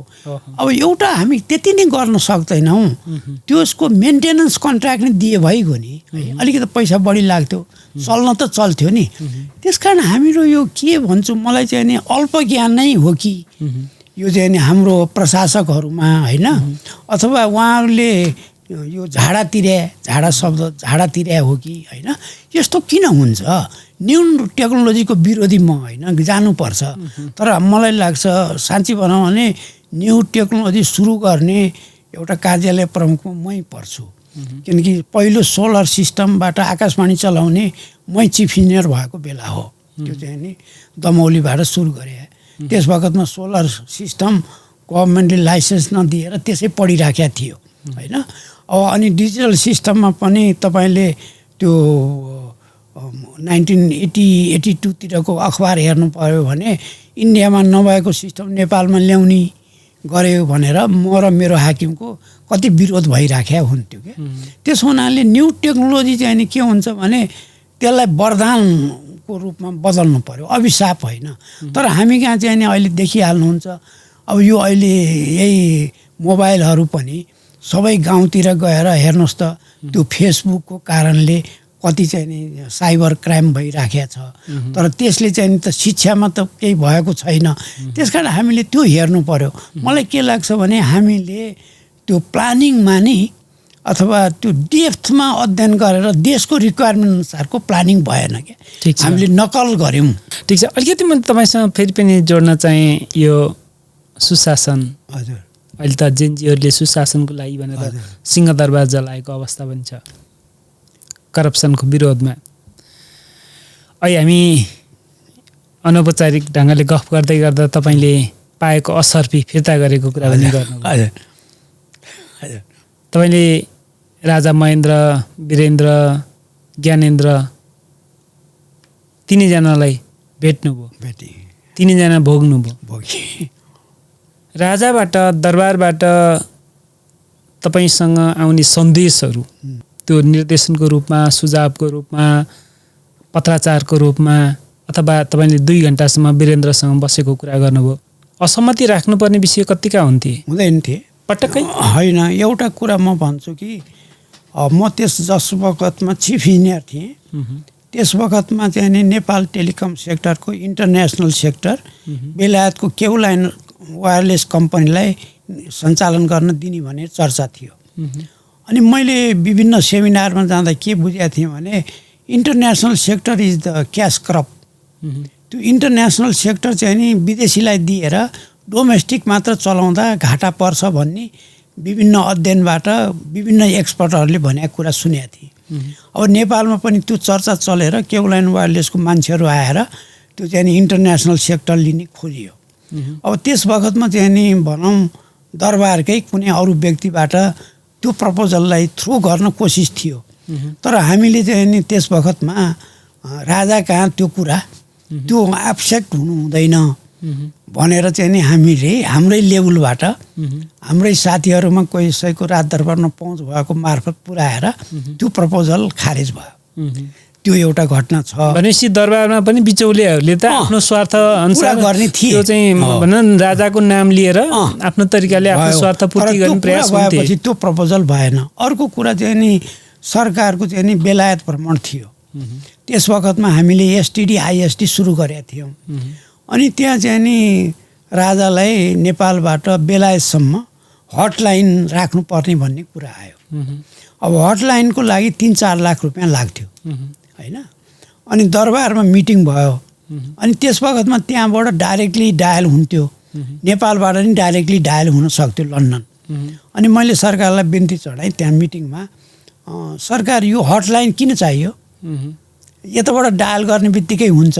हटलाइन भने के छ भने इफ यु लिफ्ट द ह्यान्डसेट उतिखेरै बोल्ने, डायल गर्न समय नै परेन।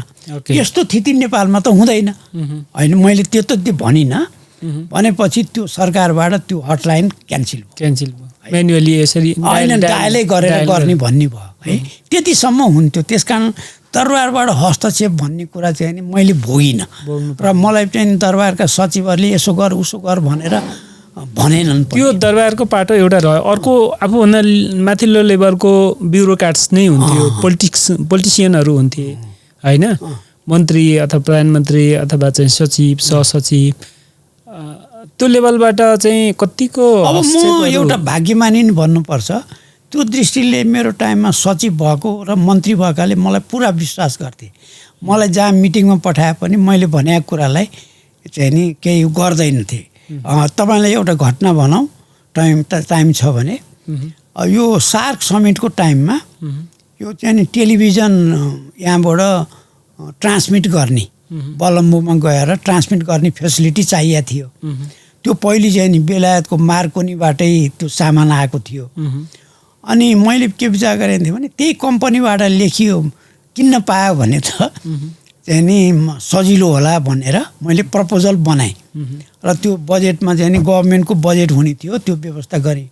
अनि म एक दिन सचिव कहाँ मिटिङमा गएको, त्यो प्रपोजल चाहिँ नि सचिव डिड नट लाइक होइन, केही त भन्नु भएन। तर उहाँको आशयबाट मैले बुझेँ हुँदैन। अनि मैले विचार गरेँ त्यो प्रपोजल थ्रु हुँदैन। त्यस कारण what I decided to go for tendering होइन। टेन्डरिङ गरेपछि त्यो चाहिँ नि कसैको कम्प्लेन नि पर्ने भएन र त्यो टेन्डरिङमा चाहिँ नि लाग्ने खर्च मैले वर्ल्ड ब्याङ्ककै लोनबाट मिलाएँ। वर्ल्ड ब्याङ्कको मान्छेसँग कुरा गरेर मैले हाम्रो चिफ इन्जिनियरलाई बेलायत त्यो वर्ल्ड ब्याङ्कमै पठाएँ। त्यो त्यहाँको स्पेसिफिकेसन स्वीकृत गराउन नि हाताहात गराएँ। अनि त्यसो गरेर गर्दाखेरि वर्ल्ड ब्याङ्ककै फन्ड भयो। त्यसमा चाहिँ नि कुनै कचिङ्गल नि भएन, प्रोपाइटरी भन्ने कुरा नि आएन।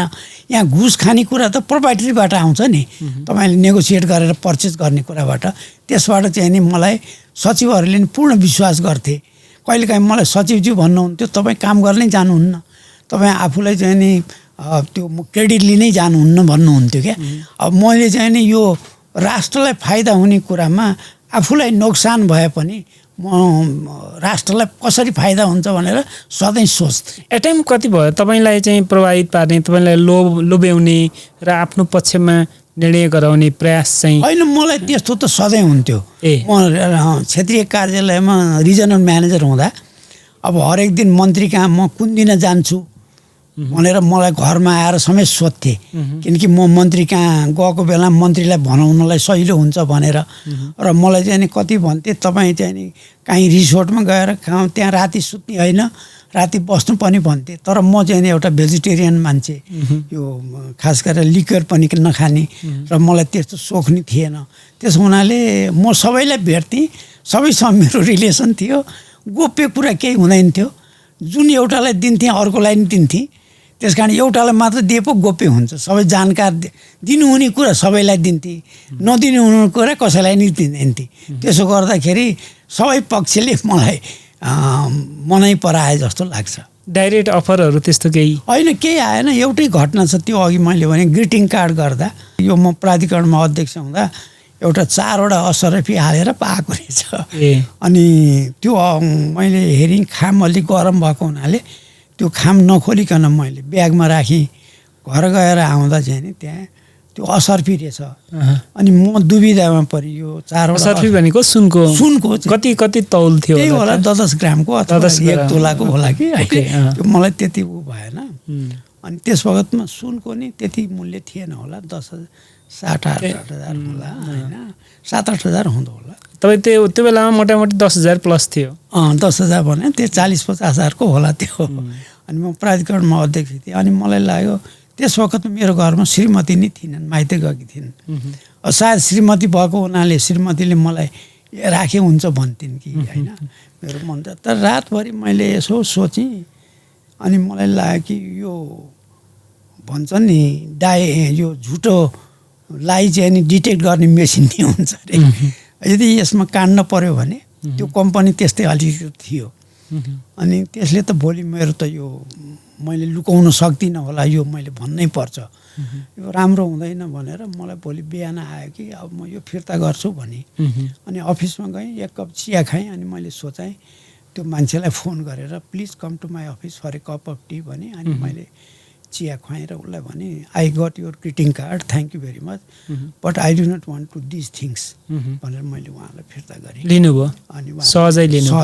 नाम लिन मिल्छ? मिल्दैन, इन्डियन थिए, सङ्केत गर्न इन्डियन एजेन्सी। अनि तर उहाँसँगै चाहिँ नि एउटा नेपाली चार्टर एकाउन्टेन्ट थिए। लाइसेन्स लिने पेरिफेरीमै हो? होइन, लाइसेन्स लिने होइन, काम भइसकेपछि। लाइसेन्स भइसक्यो, त्यो ब्याङ्क ग्यारेन्टी फ्री गर्ने कुरामा थियो। ब्याङ्क ग्यारेन्टी फ्री गर्ने कुरा, त्यो गर्नु नहुने कुरा नि थिएन।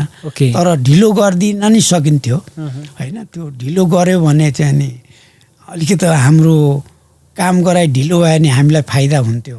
हामीले प्रम्प्टली गऱ्यौँ भने हामीलाई फाइदा नै हुने थिएन। तर मेरो उसले चाहिँ नि त्यो लिन ठिक लागेन। अनि मैले फिर्ता गरेँ। अब अहिले मैले त्यो कुरा भन्यो भने नोबडी विल बिलिभ मी, र म त्यो भन्न नि चाहदिनँ, तपाईँले सोधेर मात्र बताएको। रात अनितो हुने गरी अरू घटना भए त्यो डिजिटल सिस्टमको इक्विपमेन्टहरू आउनु पर्ने थियो क्या। अब यो एलसी खोलेपछि त इक्विपमेन्ट आएपछि भुक्तानी भइसक्थ्यो। तर त्यो डिजिटल एक्सचेन्जमा सफ्टवेयर चाहिँ नि पुरा डेभलपमेन्ट भएको थिएन। त्यो मृतप्राय इक्विपमेन्ट मात्र हुन्थ्यो क्या। सफ्टवेयर डेभलपमेन्ट चाहिँ नि नहुँदाखेरि त्यो एक्सचेन्जले राम्ररी काम गरेका थिएन। त्यो हामीलाई नक्साल एक्सचेन्जको पहिलो डिजिटल एक्सचेन्ज हो, त्यसबाट अनुभव भएको थियो। र मैले के भने त्यो चाहिँ नि इक्विपमेन्ट जबसम्म सफ्टवेयर कहिलेसम्म तयार हुन्छ त्यसको जानकारी नगरिकन नपठाऊ भन्नाले त्यो इक्विपमेन्ट आउने काम कम भयो, जसले गर्दा प्रोग्रेस कम भयो 3-4 वटा प्रोजेक्टको। त्यसले गर्दाखेरि मलाई चाहिँ नि प्रोजेक्ट कम भएको आधारमा छानबिन भयो।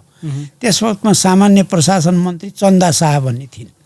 अनि उनले गर्दाखेरि मलाई त्यसमा कारवाही गर्नुपर्छ भनेर त्यस वखतमा 159 जना व्यक्तिहरूको थियो। अब हामी दूरसञ्चारका 3 जना, मभन्दा पहिलेका 2टा जिएम र म पनि त्यसमा परेका थिएँ। अनि त्यस वखतमा हाम्रो सचिवज्यू चाहिँ विष्णु प्रताप शाहजी हुनुहुन्थेछ, र चाहिँ नि भरतबहादुरजी अर्थमन्त्री। अनि के भएछ भने यो बुढासैनीहरूलाई चाहिँ नि यो केसमा यस्तो गर्यो भने त मै जवाफदेही हुन्छु, यो उसले त केही गरेका छैन यसमा भनेर चाहिँ नि त्यो मलाई त्यो लिस्टबाट हटाएछन्। ए अनि त्यो अघिल्लो दिन त्यो लिस्ट निस्केपछि मलाई राति त्यो गरेको चाहिँ कसले त्यो लिस्ट हटाउने काम लिस्ट हटाउने काम चाहिँ नि त्यो मन्त्रालयमै क्याबिनेटमा लिस्ट तयार भएको रहेछ मलाई चाहिँ नि त्यो चाहिँ नि आयो हो हटाउन चाहिँ कसले मद्दत यो सिफारिस आधारमा त मद्दत कसले गर्यो चन्दा शाह चन्दा शाहले गरे रहेछ अनि त्यस बखतमा चाहिँ नि मलाई राति 10 बजी फोन आयो ल है तँलाई हट्ने जस्तो कुरा छ सरी भनेर भने अनि मैले त यस्तो केही काम गरेको थिइनँ तँलाई अख्तियार दुरुपयोगले नि गर्ने भयो यस्तो भने अनि यो एउटा पूर्व सचिवै भएका व्यक्तिले भने अनि मलाई लाग्यो मैले केही काम गरेँ त्यस्तो थिएन मलाई यसरी कारवाही किन गर्नु पर्ला भन्ठानी मैले जहिले पनि मलाई नराम्रो काम हुँदा राति सपना आउँछ क्या भगवान्को कृपाले त्यो दिन मलाई राति सपना राम्रै आयो अनि सपना आएपछि मलाई लाग्यो केही हुँदैन भन्ने थियो अनि मैले चाहिँ नि त्यो भएपछि त्यो त्यसै चलायो अनि मलाई चाहिँ नि केही कारवाही भएन म हटिनँ पनि ओके अनि त्यस्तो चाहिँ नि भयो अब अलिकति तपाईँ यो 81-82 वर्षको उमेरमा हुनुहुन्छ हजुर तपाईँले अहिले भन्नु हो क्यान्सर हजुर जस्तो एउटा चाहिँ घातक रोगबाट पनि तपाईँ अहिले निरोगी हुनुहुन्छ जीवन के हो कसरी जिउनुपर्छ मेरो विचारमा जीवन चाहिँ नि एउटा यो अस्थायी रूप हो अब यसमा चाहिँ नि हामीले के गर्नुपर्छ भने बाँचन्जेल हामीले आफ्नो स्वार्थ सोच्नु हुँदैन बाँचन्जेल चाहिँ नि हामी जन्मेका छौँ केही गर्न केही चिनो छोडेर जान भन्ने लाग्छ त्यस कारण हामीले बाँचन्जेल जे सक्छौँ सल्लाह दिनु नै पर्छ मलाई कहिलेकाहीँ भन्छन् म्यानेजमेन्टको पुस्तकमा नि के भन्छन् भने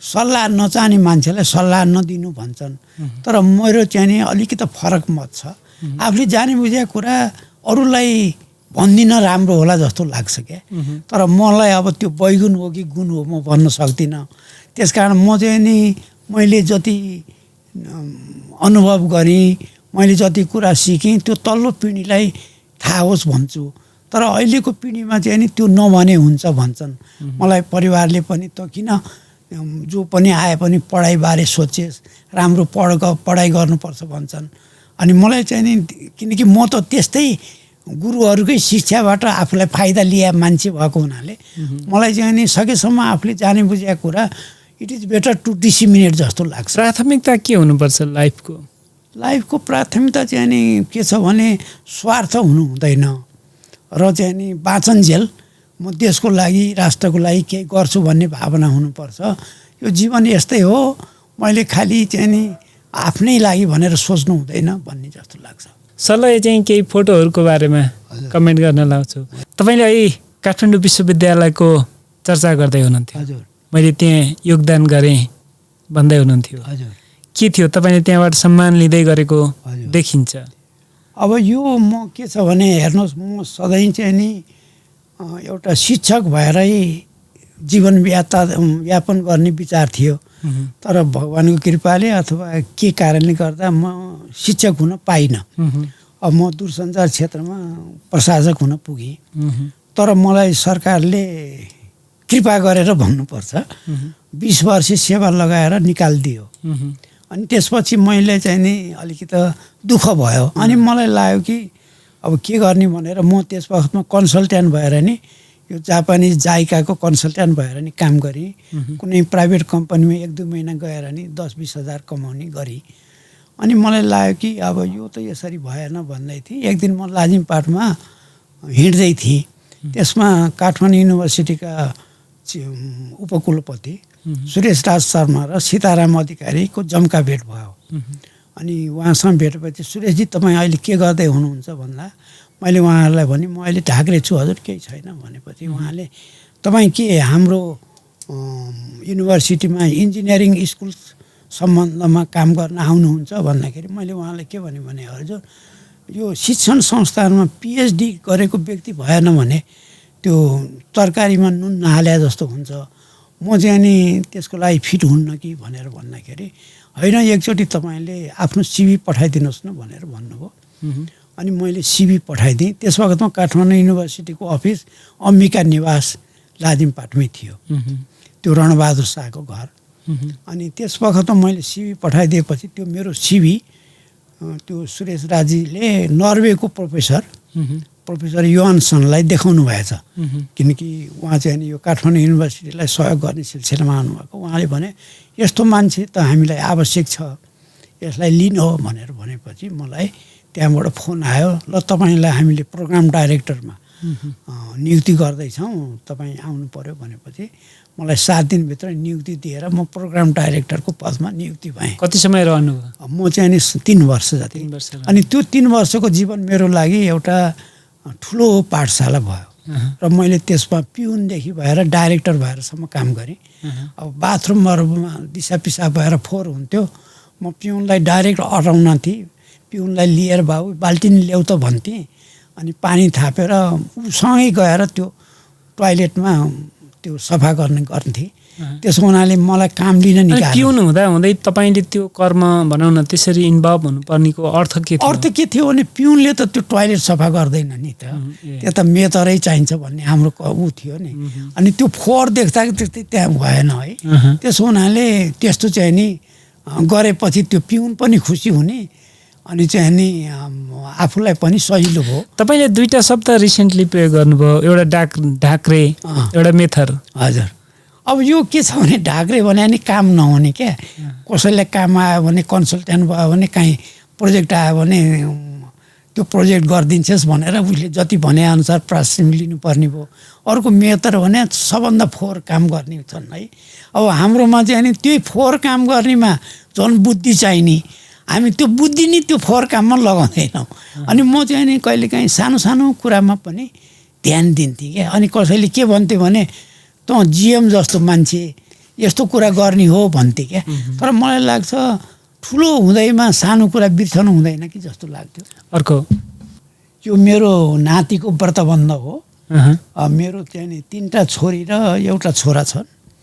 अनि कान्छी छोरी डक्टर छ, छोरो चाहिँ नि चार्टर एकाउन्टेन्ट हो र ऊ चाहिँ नि अहिले क्यानबरामा त्यहाँ कन्सल्टेन्ट छ डिफेन्स मिनिस्ट्रीमा एकाउन्टको। अब यो मेरो नाति छ, अहिले यो युनिभर्सिटी जाँदैछ। अनि मेरो ज्वाइँहरू त्यो परिवारको फोटो हो। ए छोरीहरू चाहिँ यही हो डक्टर? कान्छी छोरी नेसनल मेडिकल कलेजमा छ, जेठी छोरी चाहिँ नि यतै काम गर्छ आफ्नै। अनि जेठो ज्वाइँ चाहिँ नि चार्टर एकाउन्टेन्ट, कान्छो ज्वाइँ चाहिँ नि डक्टर।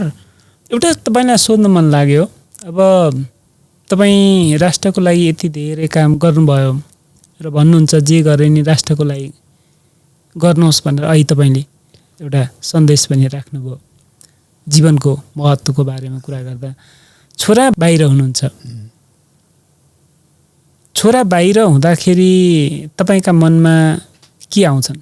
अब मलाई एउटा के लाग्छ भने म एउटा किसानको छोरो भएर त मैले यति गरिसकेँ। अब मेरो छोरो भएपछि त उसले झन् गर्नुपर्ने राष्ट्रको लागि। अब झन् उसले त राष्ट्रलाई छोडेर बाहिर गएको देख्दा कहिलेकाहीँ मलाई ठिक लाग्दैन। अब मैले त्यो कुरा गर्दाखेरि उनीहरूले भन्छन् कि होइन यो चाहिँ विश्व चेन्जिङ हुँदैछ, अब तिमी पनि गोठाटारबाट बालुवाटार आयो, अब हामी चाहिँ नि बालुवाटारबाट विदेश किन नजाने भन्ने कुरा गर्छन्। तर मलाई चाहिँ नि त्यो कुरा पत्यार लाग्दैन, ठिक लाग्दैन। किनभने यो राष्ट्र त राष्ट्रै हो। खुसी हुने ठाउँ पनि त होला नि। खुसी त के छ भने अब मेरो छोराले चाहिँ नि त्यहाँ एक्सेलेन्स काम गरेछ। ऊ चाहिँ नि अस्ट्रेलियाको नर्दर्न टेरिटरीको सरकारको एडभाइजर समेत भएर काम गर्ने मौका पायो डार्बिनमा हुँदा।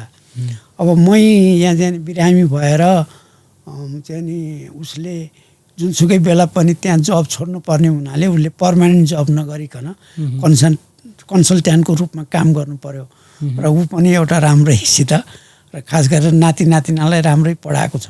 अहिले मेरी नातिनी पनि त्यहाँ डिफेन्स मिनिस्ट्रीमा अफिसर भएर काम गर्दैछ। अब छोरा नाति नातिना चाहिँ नेपाल नआउने भए होइन, त्यस्तो चाहिँ नि भनेका छैनन्।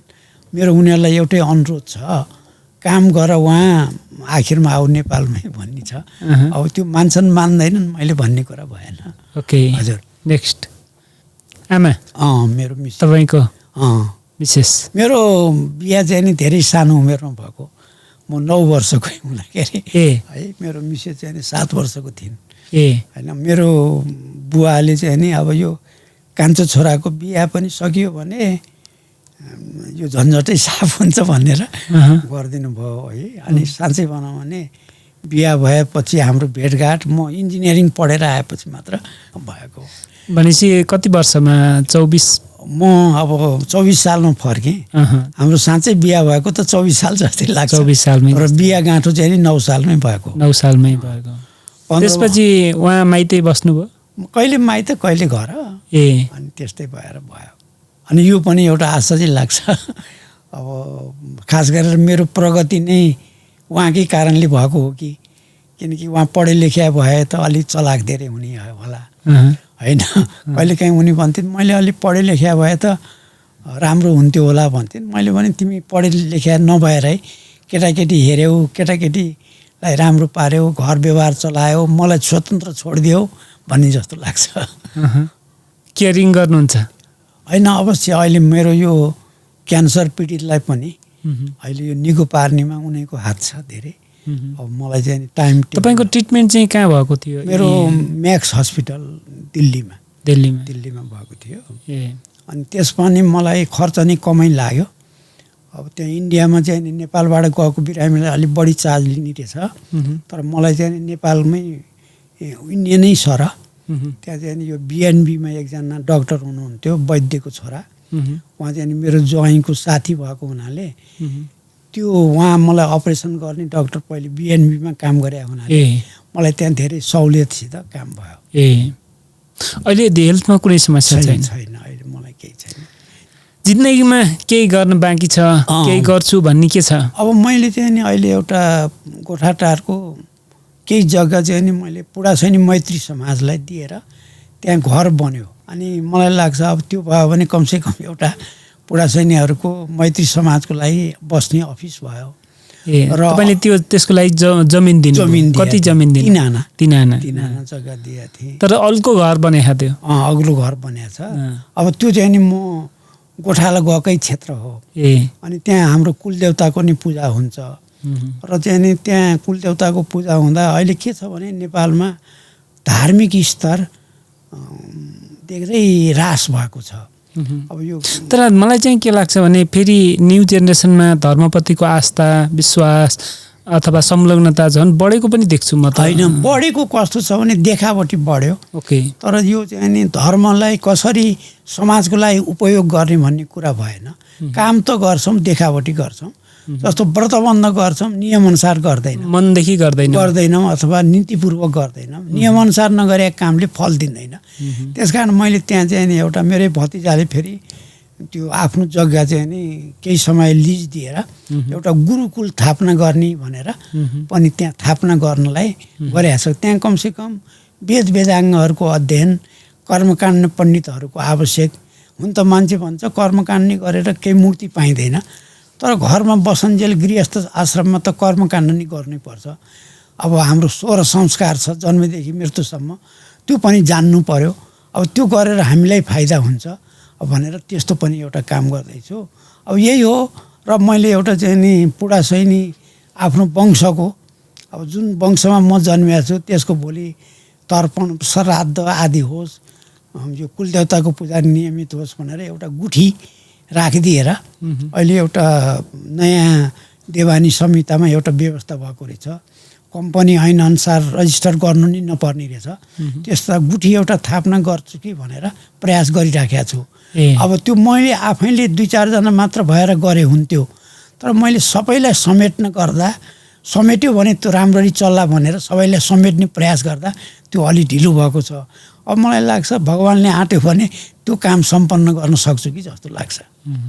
तपाईँलाई शुभकामना। तपाईँका हरेक प्रयास सफल हुन्, सार्थक बनुन्। हजुर, धन्यवाद छ।